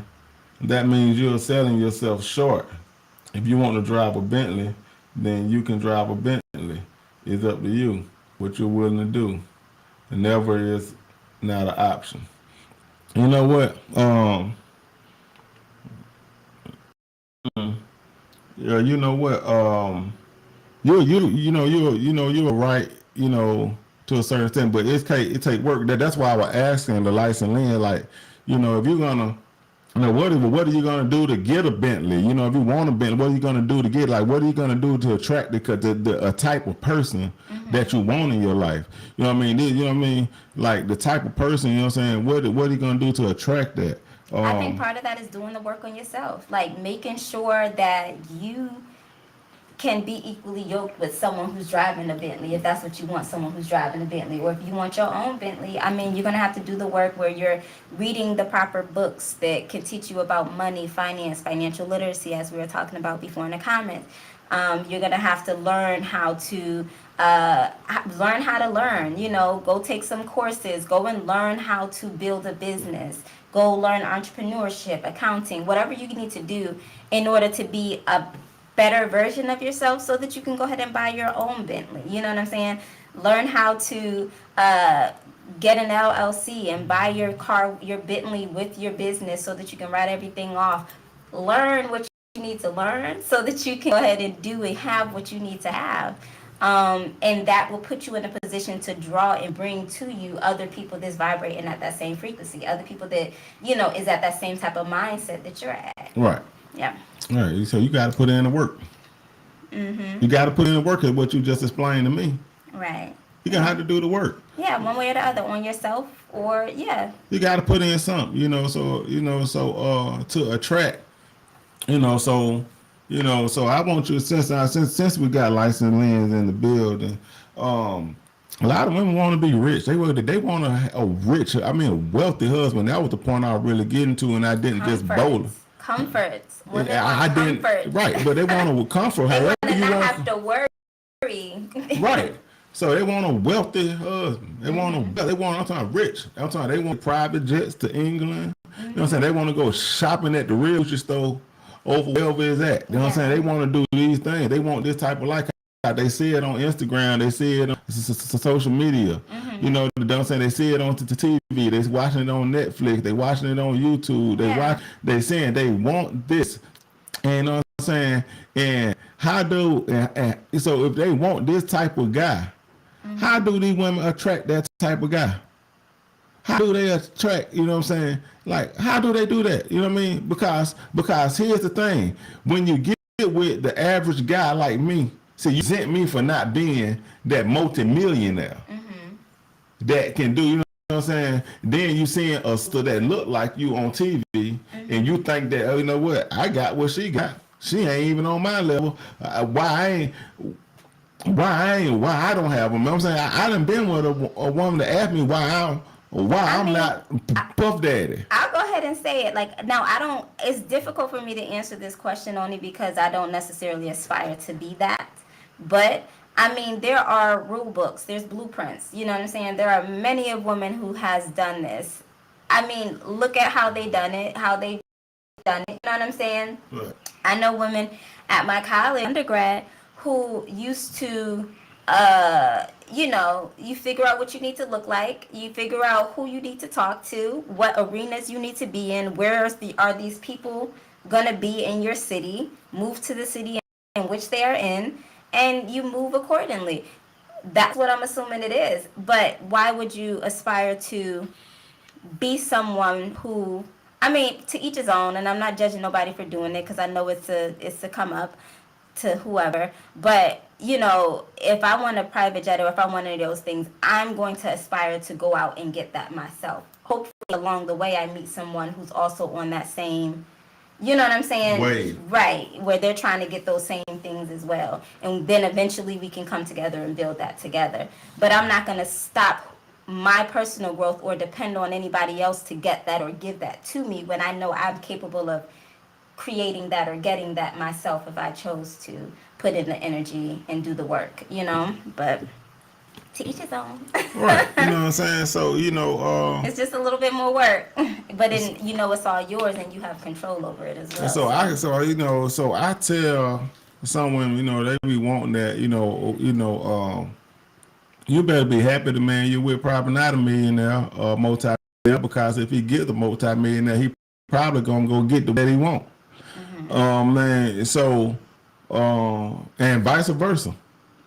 You know, so you know, cause you like, it probably went on here and settled down with you because you know what? Because what I really want seems to be so out of reach. Might as well settle on down, you know what I'm saying, and try to live my life, the rest of my life, and having some happiness to some extent. You know, and a lot of times you think that what you want, it really don't be what you want. And I think that's part of that's part of the process of learning yourself and figuring out what you want and what you don't want. Well, it ain't really what you want, so if most people don't know how to attract a millionaire. Like, what's the so people, you know what I'm saying? But you know what I'm saying? But you think you know what I'm saying? I mean, people have been doing it for years. There are blueprints. Okay, well, show me. Show me the blueprint. How to attract a millionaire. Who is a woman or who is someone who has attracted a millionaire? That I know? Yeah. I don't know nobody. You don't know nobody? I don't know nobody that has, you don't have to know them firsthand. I need to know them. If I'm a speaker, I need to know them firsthand because I know some millionaire that I got some friends, some guys that billionaire, and how did their partners attract them? They was with them before they became successful. Yeah. Okay, so the ones who haven't, they just make sure they're in the right place at the right time. They make sure they're looking shiny and appealing. And, they do the work. You figure out what the person needs or wants. And you act accordingly. Yeah, you do business development. Yeah. Business development. You find a need. Right. You know what I'm saying? They have to have a need for you. Yeah. I mean, that's the way you learn anything. The whole reason why I'm kind of coming at it in that way is if I want to learn how to create a social media, whatever, or if I want to learn how to be a basketball player, what am I going to sit there and study Michael Jordan? I'm going to study Kobe. I'm going to study all the, all the greats and how they got there in order so that I can learn how to get myself. I mean, there are people that have already done the things that you want to do, then figure out how they done it, study them, and follow the blueprint.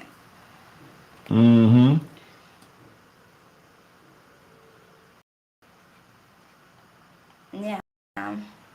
Yep, he said a fist is stronger than a finger.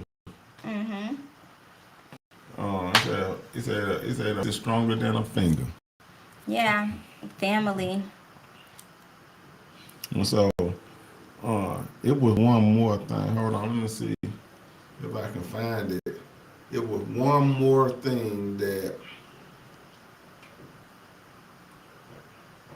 Yeah, I would like to see us getting back to, building strong and healthy families. I do know one show that's out now. I don't know if you ever seen it, Black Love. They usually play it on some of the networks and stuff like that. Have you ever seen it before? No? So it kind of is a documentary style TV show where there's different Black couples that are talking about how they met, how their relationships are and everything like that. But it kind of gets a little gritty with it. But you see how they came from the beginning, how they went through all their stuff, all their strife and struggle, and got to, where they were going. Yeah. The 20, 30, 70, however long it is that they've been married. So it's definitely interesting information. Yeah. So, but we still hadn't really told these women how to attract a millionaire. I gave what I had. Though. Yeah, we still hadn't. We still hadn't told them how to attract one. So how to attract. But I feel like you just got to be in that world. You know what I'm saying? Like, you have to make you a million or be associated with someone that has multiple millions to even get invited to the parties or you know, to be in an environment where you can meet someone of that stature.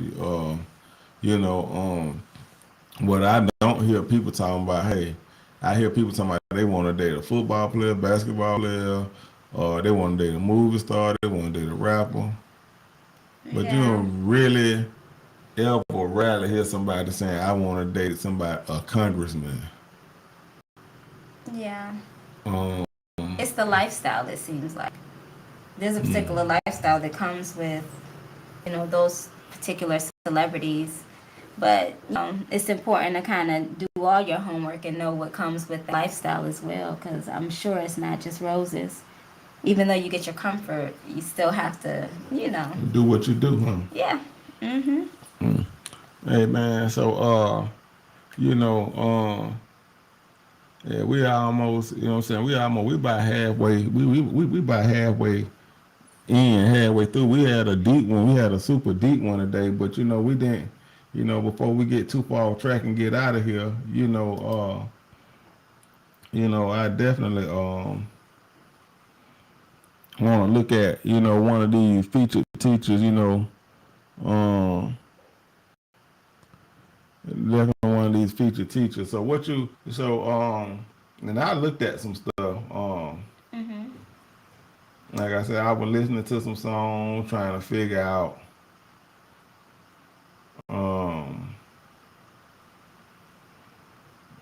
you know, and I hadn't done this. He has a drone, huh? Hey, Leader Bond, what's going on, Leader? I seen you had checked in. You said you've been listening. Hey, Leader, you know, I hope y'all got some good commentary today and some stuff that, you know, that can help you. And I hope that we, you know, found forgiveness for Mister. Hope that we found in our heart to forgive Mister, because, you know,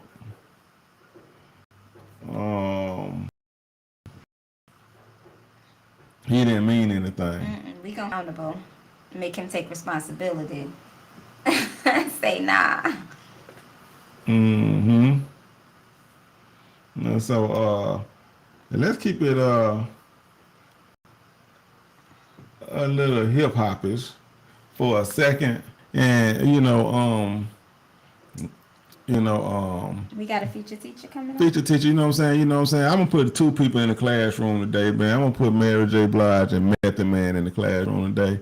And then, you know, see, what kind of lessons that they had for us when they made this particular song.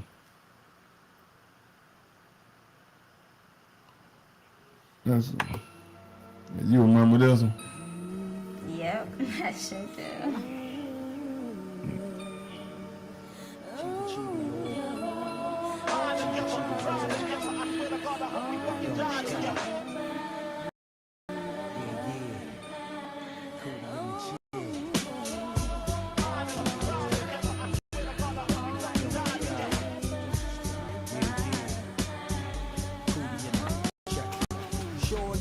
For you anytime you need. For real, girl, it's me in your world.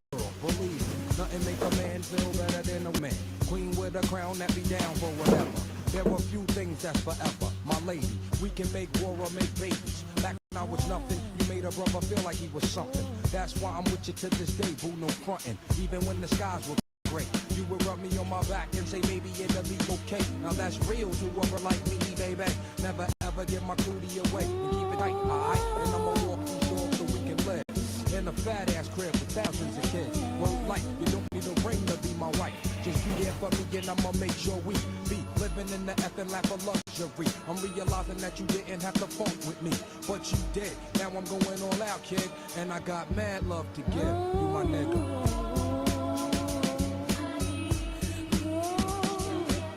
Hey, so what do you mean? What that first verse meant to you? What that first verse meant to you? You know what I'm saying? You all I need to get by.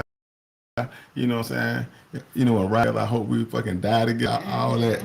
You know, I'm realizing that you didn't fuck with me. You know, all that. What was that first verse? You know, the hook. That first verse.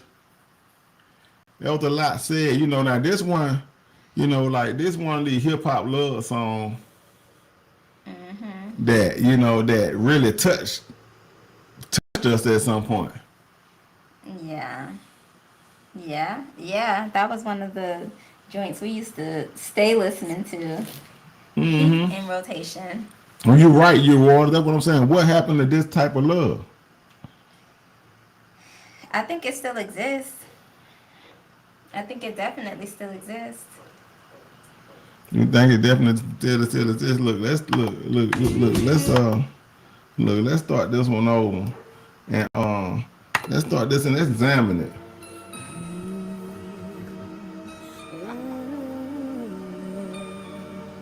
Yeah, she held him down through whatever.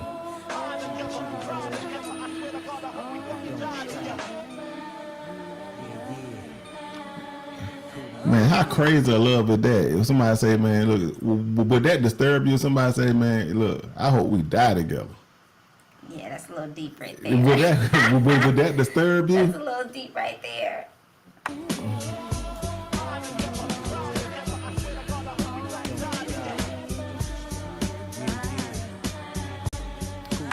Okay, Latoya, I want to, hey, what did you learn, Latoya? Shorty, I'm there for you anytime you need me. For real, girl, it's me in your world. Believe me, nothing make a man feel better than a woman. Queen with a crown that be down for whatever. There are few things that's for my lady. We can make war or make babies. Back when I was nothing, you made a brother feel like he was something. Hey, back when I was nothing, you made a brother feel like he was something. See, now all we get is our next step on. See, back when I was nothing, you made a brother feel like he was something. See, that's what Michelle Obama was talking about. See, like when people asking Michelle what would her ex would have been if she got with Obama, and she's president. Whoever she got with was gonna be the president because she understood what she could do. She understood her power. Brought to the table. Yeah, she understood her power. Oh man, that's why I'm with you. That's why I'm with you to this day, boo, no fronting. That's why I'm with you to this day, boo, no fronting. Even when the skies were gray, you would rub me on my back and say, baby, it'll be okay. Now that's real to a brother like me, baby.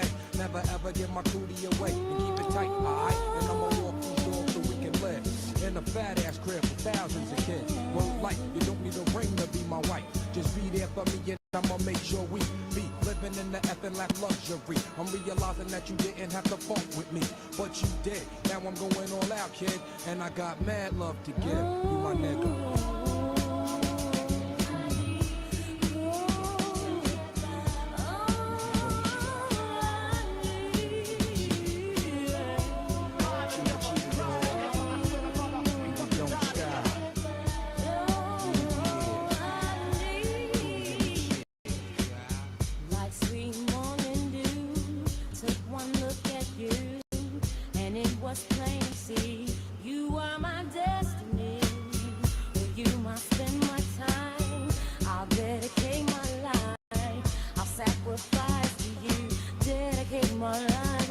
I gotta love Jones for your body and your skin tone. 5 minutes alone, I'm already on the road. Plus, I love the fact you got a mind of your own. No need to shop around, you got the good stuff at home. Even if I'm locked up north, you in the world rocking 3/4 of cloth, never showing your stuff off, boo. It be true, me for you, that's how it is. I be your Noah, you be my Wiz, I'm your mister. You my missus, with hugs and kisses. Valentine cards and birthday wishes. We on another level of planning, of understanding between man and woman. The highest elevation, cause we above all that romance crap, just show up. And then y'all take the time out, go hit that like button, and smash that like button, and share it if you ain't already shared it.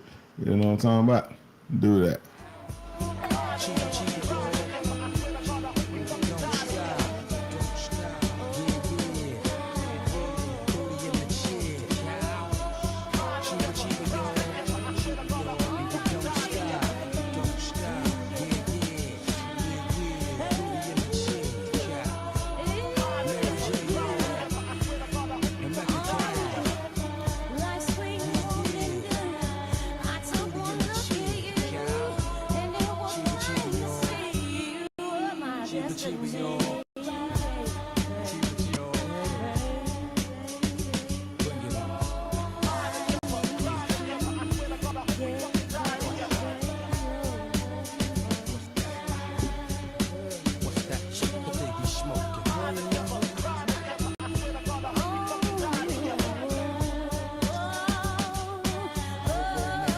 Hey, it go hard on that song.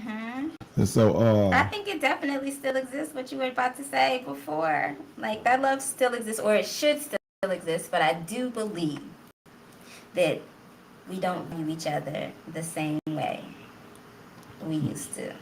no, we don't value Like each it other. has to go both ways. Yeah, they was tainted and still put out a message.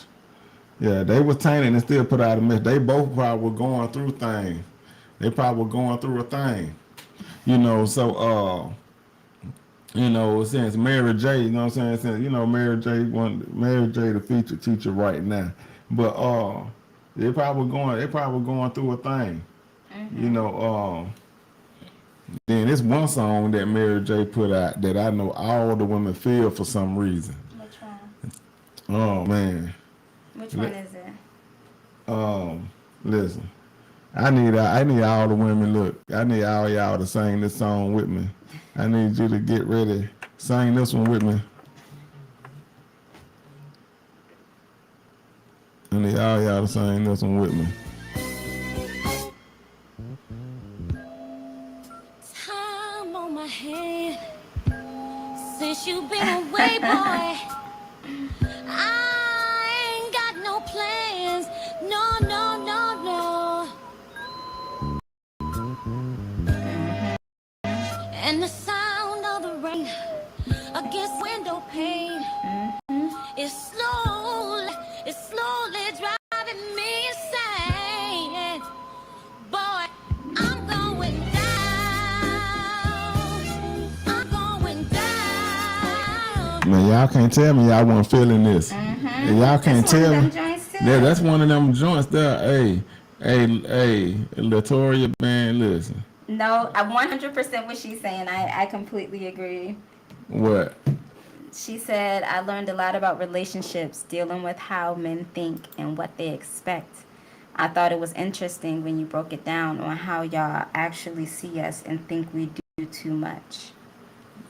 Yeah, you know, I hope I was able to get Leader Bun. I hope I was able to give some insight, and and I do it in a, I know I do it in a off the wall way. I know it. I know it's sideways when I come with it, and I appreciate y'all for listening long enough to get the messages, and I appreciate Lyson Lynn. I appreciate Danielle for to come and help leading the way, like the charge, these ain't no lightweight women right here. You know what I'm saying? So man, I appreciate that. But this Mary J song, man, like, what is she talking about when she say I'm going down? Like from the jump of this song, she say time on my hand since you been away, boy. How I go? I ain't got no something. Hold on, here we go. I ain't got no time or no something. Time on my head since you've been away, boy. I ain't got no plans. No, no, no, no. And the sound of the rain against my window pane. It's slowly driving me insane. Boy, I'm going down. So what you think she meant by them words? I'm going down. She was missing him, waiting for him to come home. She ain't create no plans, sitting by the window. And she said, I'm going down. What does that I'm going down mean? Her mood is going down. Like she getting sad. She missing him. She wanting him. All those things.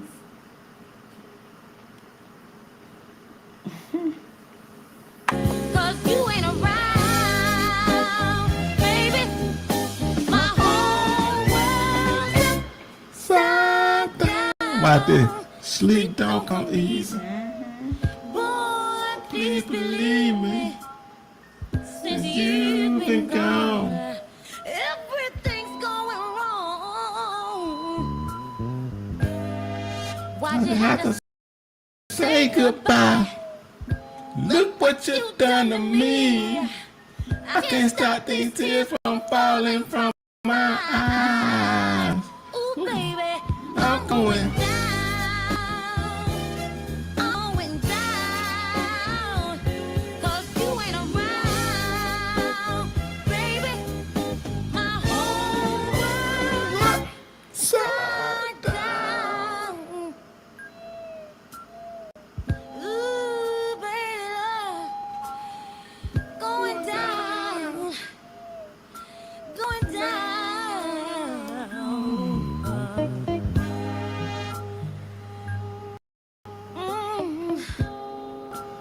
Hey, she was going down. She was going down. I think she was saying, like, you know, she just without you, I just ain't got the strength to go on. I'm going down, 'cause you ain't around, baby. My whole world side down. Ooh,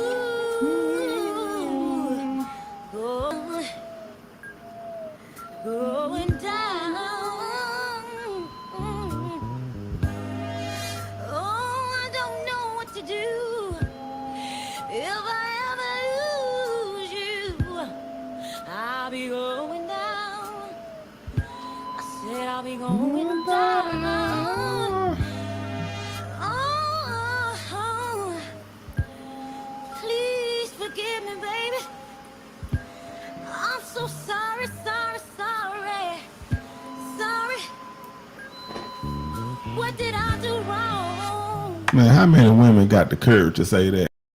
I'm sorry. I'm so sorry, sorry, sorry. Men say it all the time in the privacy of their own homes.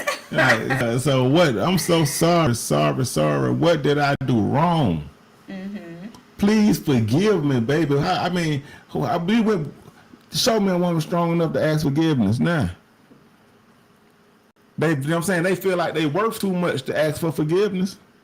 I mean, They didn't outvalue themselves. They didn't, you know what I'm saying? They didn't outprice themselves. They can't even say, I'm sorry. They can't even say, forgive me, baby. What did I do wrong? if they want it, they'll say sorry. If Ask they for want it. forgiveness if they want it back. But they feel like you should be in debt to them because they even bless you with their life. Like, you know what I'm saying? Man, they don't do this no more. I said, what did I do wrong? Please forgive me, baby. And come on home. Going down. Have you ever been where she at right now? Going down. Yeah, You done been there? I've been there. How many times? Maybe once or twice. But like I said, it was, even though I felt that way, I probably was still kind of like, don't want it back. Do I want him to come back? Do I want that forgiveness? That's So you what I'm talking about. You what I'm talking about. You know what I'm saying? I mean, I'm glad I didn't go back, though, now that I look back on it. But it was just because, we were both at different places in life. Okay, that's what's up. You know what I'm saying? So, then, you know what I'm saying? It used to be a time where men had unrealistic expectations of women, they say. Like, men had all the unrealistic expectations of women. And this is, so now it's like the women got unrealistic expectations of men, but we're going to go back to a time where men had unrealistic expectations of women. And this woman here, is she tried to tell you what it was.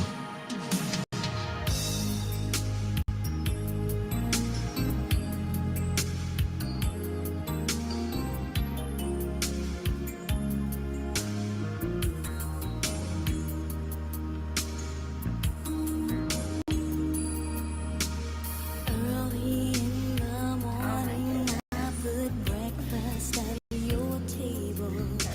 Make sure that your coffee had sugar and cream.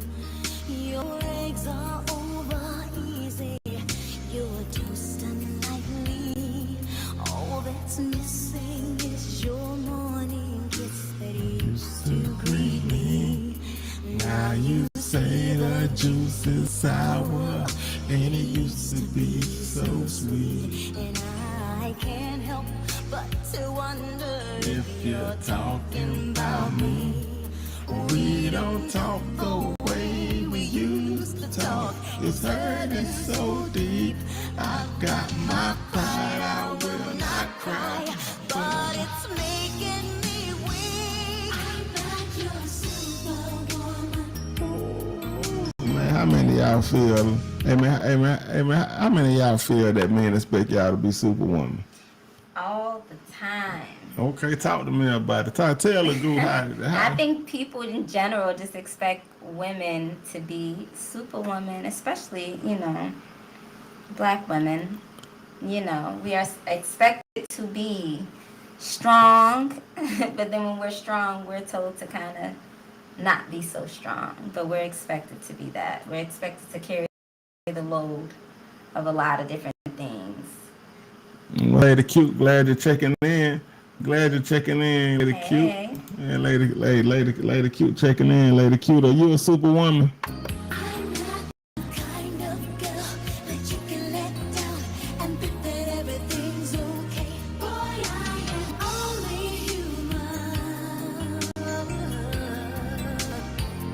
This girl needs more than occasional hugs as a token of love from you to me. Ooh, baby.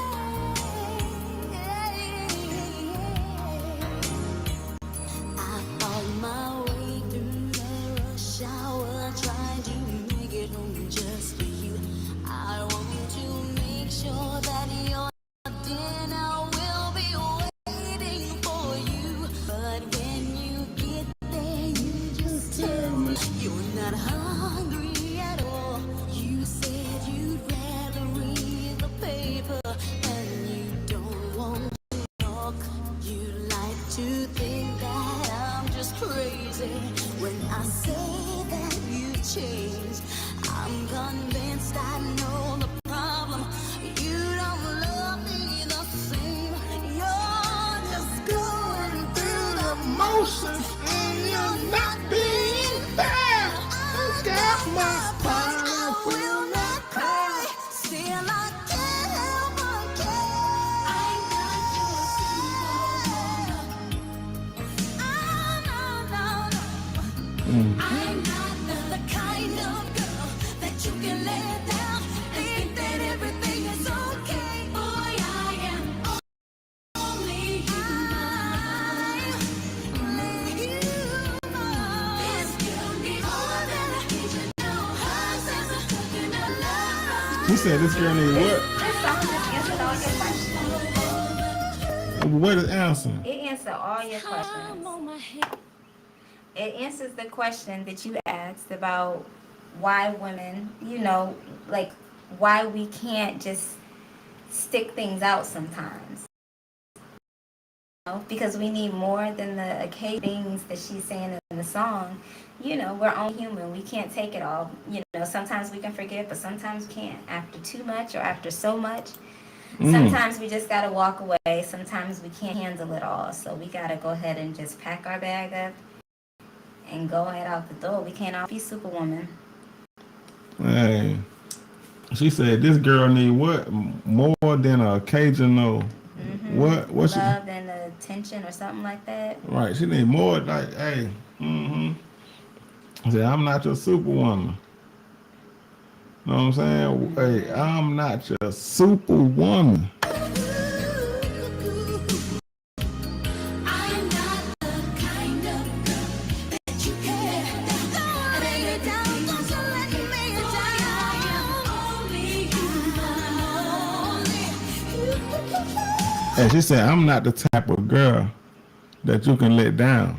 And think that everything's okay. And think that everything is okay. That sounds like it's kind of revengeful. No, it's not revengeful. It's knowing her value. She said, standing in it. She's not the type of person that you can let down and think that everything is okay. Like, I'm out. I'm not going to just sit in that. I'm going to remove myself from it. Did she remove herself by the end of the song? Oh, yeah. It's more than occasional. There's a token of love from you.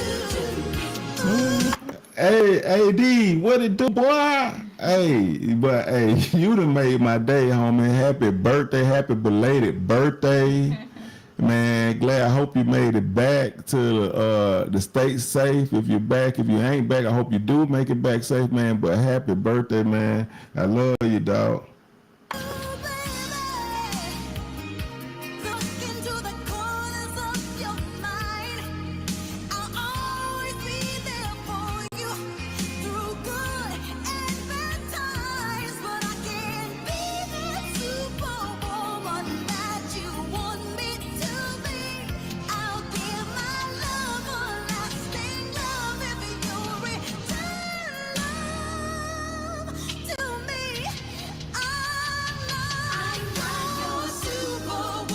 Hey, she said, I can't be that loving type of woman that you want me to be unless you return love to me. Right.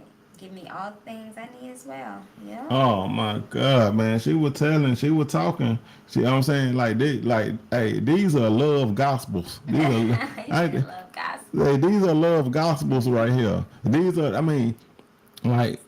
these are the songs that help you understood. They had to put it on the vocals, like this is just not a song. This is a cry for, you know what I'm saying? There was a cry for a woman's struggle to hold it together with what, you know what I'm saying? Hey, it sounds like she ain't want you to lose her. Right. Did she tell you, hey, listen, I'm only human. I'm only human. You have to act right. You have to give me the things I need. I'm only human. I can't take too much. Right. She said through good and bad times. All right, she said through good and bad times. I'll always be here for you. Yep. Through good and bad times, but I can't be that superwoman that you want me to be. Oh my goodness.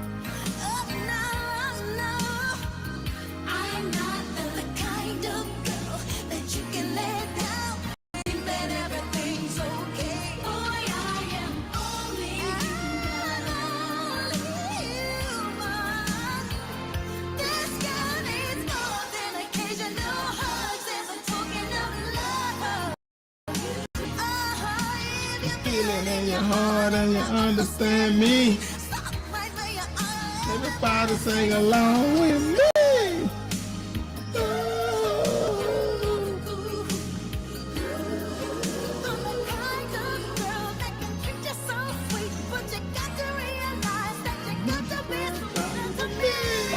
You heard that, right? Boy, I be singing, boy. What you talking about? Love!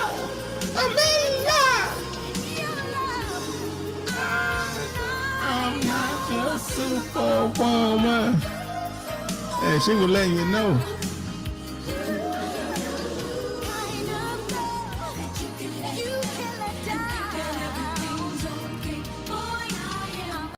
That's right, man. Appreciate that, bro, man. Hey, man, everybody wish my dog Adrian, man, down. Man, one of the biggest. The biggest, the most known, the only studio you can go to in Tallahassee with credibility, man, is that man right there. You know what I'm saying?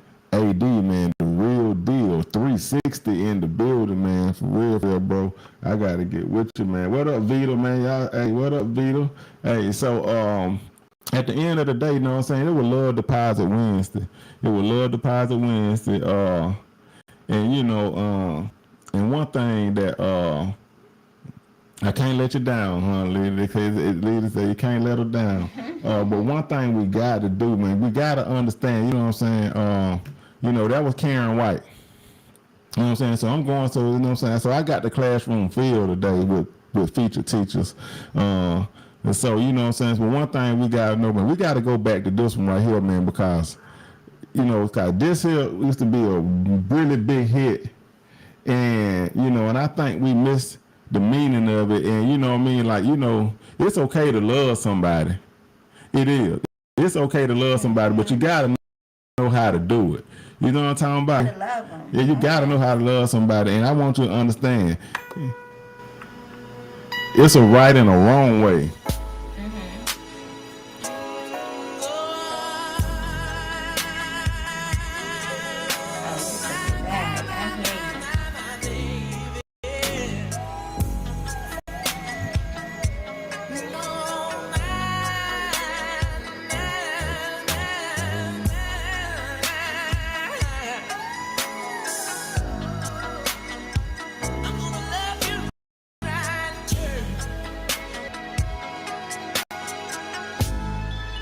Hey, check it. You may be old.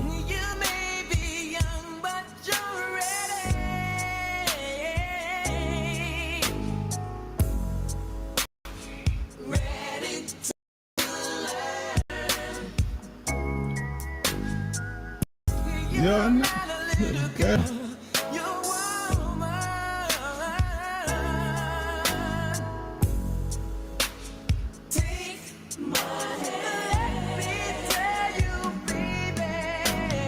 I'm your for the taking, so you can. Don't take my love for granted, 'cause you're all I. Hold me in your arms.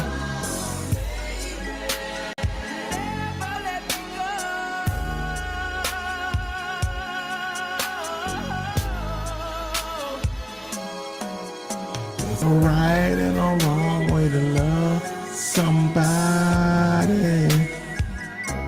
A right way to love somebody.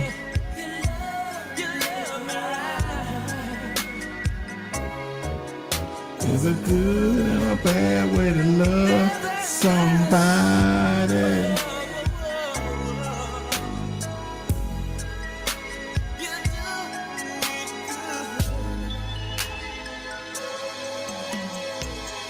Don't play no silly game with me, baby. It's just not my thing. No.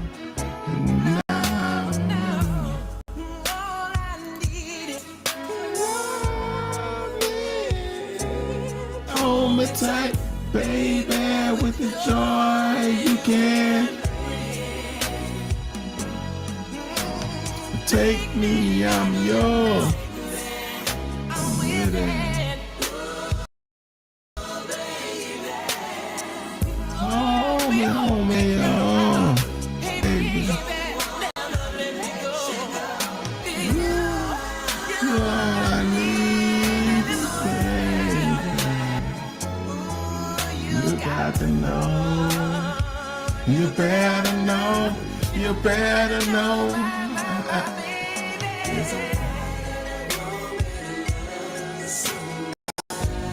Boy, I hated to take y'all there. I hated to take y'all there. I hated to take y'all there, man. But sometimes I think we forgot it was the right and the wrong way to love somebody. We been getting these lessons, man. We been going to church with this. This been the gospel. It's been the right and the wrong way to love somebody. Hey, hey, that's what I'm talking about. You know what I'm talking about? See, hey, you know what? And we were talking about that today too, Jen. You know what I'm talking about? Hey, you know, but we're talking about Roe versus Wade. You talking about? We're gonna bring the condom back, man. They talking about bringing condoms back in style. Hey man, they talking about condoms or child support. Which one you want? You know what I'm saying? Hey, I'm talking about they bringing condoms back in style. It's a right and a wrong way to love somebody. It's a right and a wrong way to love somebody. You know what I'm saying? So, hey, man, I'm in this thing. I'm cranking it up, man. You know what? I ain't even, you know what I'm saying? We just making them feel good today. You know what I'm saying? We're making them feel good. They just keep it going for a second.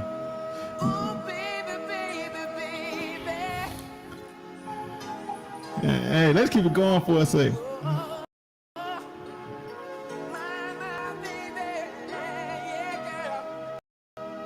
Yeah.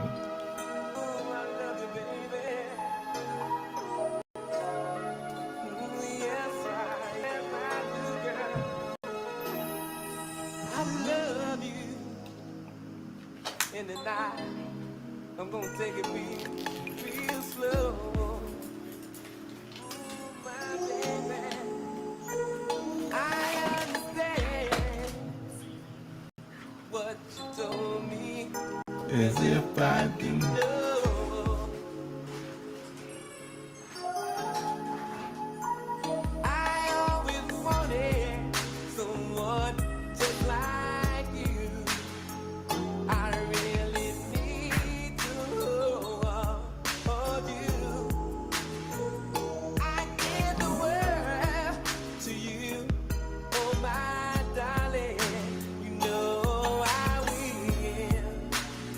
Yeah, yeah, you know I will. I surely will. Never do anything to hurt you. Wouldn't do a single thing for your back. I'll give all my love to you. I'm gonna give you every bit of my love, my love. Baby, I'll Hey man, when the last time y'all felt like this about somebody? When the last time you felt like this? When the last time you felt like Keith Sweat? Why don't we just lay down, baby? and hold each other real, real close. 'Cause I don't want to rush it, baby. Nah. Nah, it's what you need the most.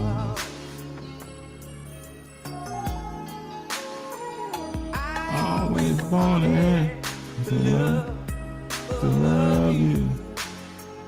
You can make all my dreams come true. I wanna love you tonight, oh my darling. Yes, I do. Nah,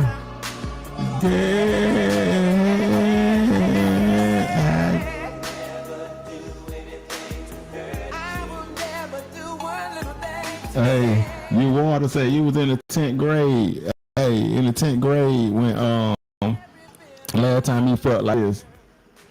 Last time you felt like this in the 10th grade. You know what I'm saying? Hey, that high school love, man. That high school love is serious. That high school love is something else. You know what I'm talking about? Man, hey, if you were fortunate enough to get your heart broken in high school, man, that was a good thing. Trust me, I know. Long time. Girl, let's make love tonight. I can make it feel real good, baby. Sometimes I get a little lonely, baby. It gets so rough for me, baby. And I need somebody I can call all mine. I need you. And you want the one for me, baby. I know that you for the one for me, baby. Yeah.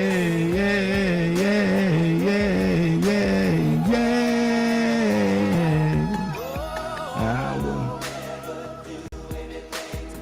I will never do a thing to hurt you.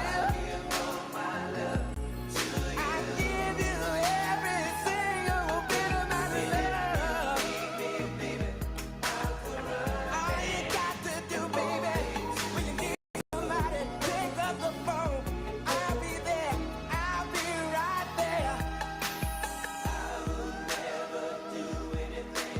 Hey man, we had an awesome conversation today, man, and it ain't no other way to end this but this way right here, and put some feel good on, man, and if you love somebody, man, tell them you love them, man. If you feel them, hug them, man. You can hug them, man. If God done bless you with something, if God done bless you with somebody, man, don't take that for granted. Don't take it for granted, man. We lose people every day, man. You seen what coach, you seen, you know what I'm saying, you seen how people getting shot and in accidents, and we dropping like flies, man. I mean, I'm talking about seriously, wholeheartedly, man. If you can do right by somebody, please do right by them, man, and hopefully y'all can do right by each other, man. It means a lot, whether you know it or not. Hey man, on everything, man, and I feel like Luther a little bit right now. You know what I'm saying? Like, I feel like Luther a little bit right now, man. We're gonna listen, man. I'm still having. I knew the day was gonna be special. I just didn't know how special it was gonna be, but the day was real special today, man. Oh man.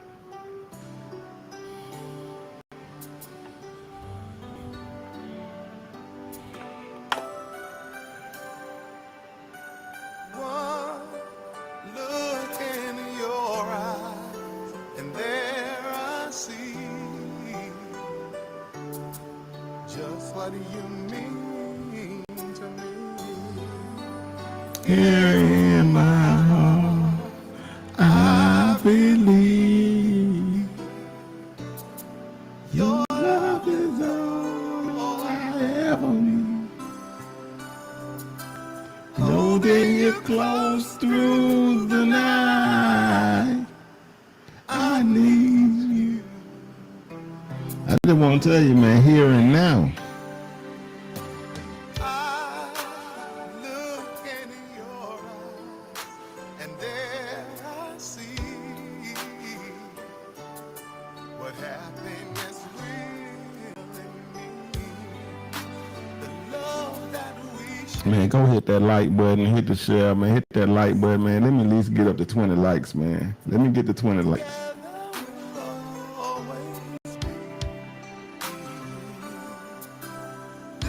Okay, I'm at 10. I got 10 more to go. Let's get 10 real quick. Let's get 10 in these 10 minutes. 10 to 10 minutes. Can we do that? Here and now, I promise to love faithfully. Hey, man, who ready to take them vows, man? You got somebody you ready to walk down the aisle with? You know what I'm talking about, man? After all this relationship advice and these theories and things that that's what's up, you Roy. That's what I'm talking about. Swell. Hey, Big Goo, relationship guru. You better go tell them the real Big Goo, the real relationship guru over here. Hey.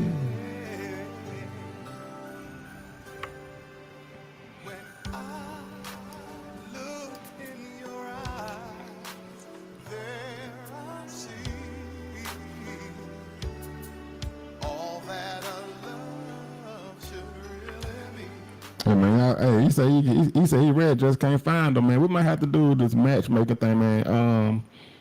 And pretty soon, man, I'm gonna get the matchmaker on here, man. I think I'm gonna bite the matchmaker. What do y'all want me to bite the matchmaker? I told y'all I had a licensed professional that we're gonna start stopping in and participating in the relationship part of these conversations and whatnot. And we got licensed liens. Are y'all ready for the matchmaker? Are y'all ready for me to start bringing the matchmaker in?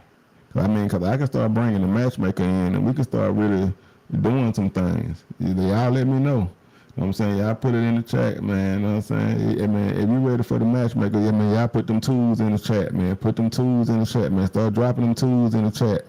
Y'all ready to bring that matchmaker in? And let's see if we can find Jim Jones a wife.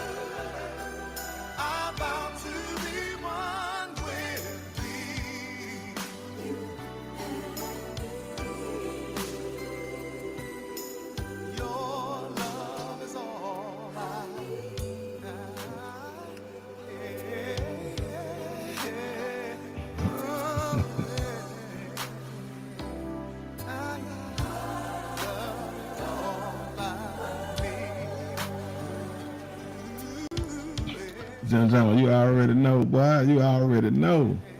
Hey, don't play with it. Don't play with it, John. You already know. Hey, super swell. Hey, okay, Vita. Oh yeah, I'm about to show you how that thing go, then, Vita. We're gonna bring in that match. Hey, we're gonna bring in the matchmaker, man. Oh man, so I'm going over a little bit today because you know what I'm saying. I started a little bit late. You know what I'm talking about. So I wanted to make sure I do my full 4. You know, but this is though, people, man. Look, I appreciate y'all checking in today, man. Appreciate you checking in, man. Keep supporting the movement. I can't lose because I got people like you. I can't lose. I can't quit. Hey, I can't lose. I can't lose. I can't quit. You know what I'm saying? Motivation, you know what I'm saying? Everybody, you know what I'm saying? You know how this go. You got to remember, man, you the one, not the two. You the one, not the two. You know what I'm talking about? Hey, man, I'm talking about we on them wedding vibes right now. We on them wedding vibes right now, man. This it. This it, people, man. I'm going to see y'all tomorrow. Man. This it.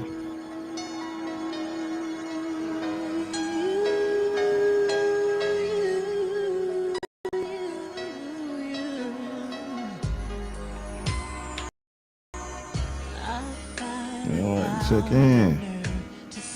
You're the one, not the two.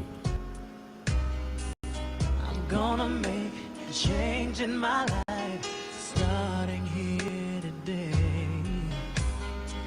I surrender all my love. I never thought I could. I'm giving all my love away, and there's only one reason that I would. Hey, you know. Baby, it's you.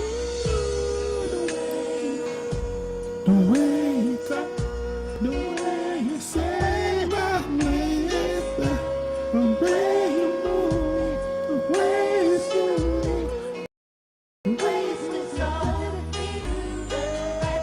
more than your eyes, and open your eyes. I just wanna be yours.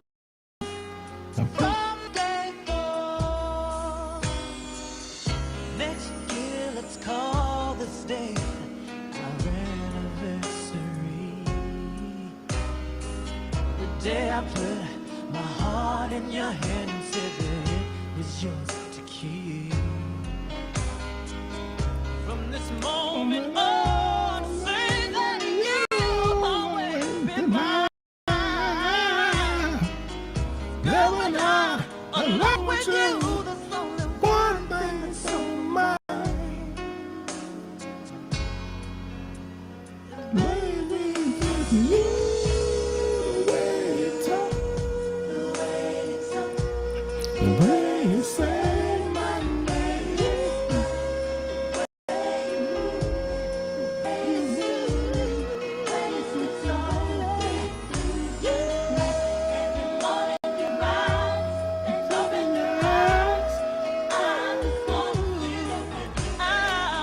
wanna be yours from this day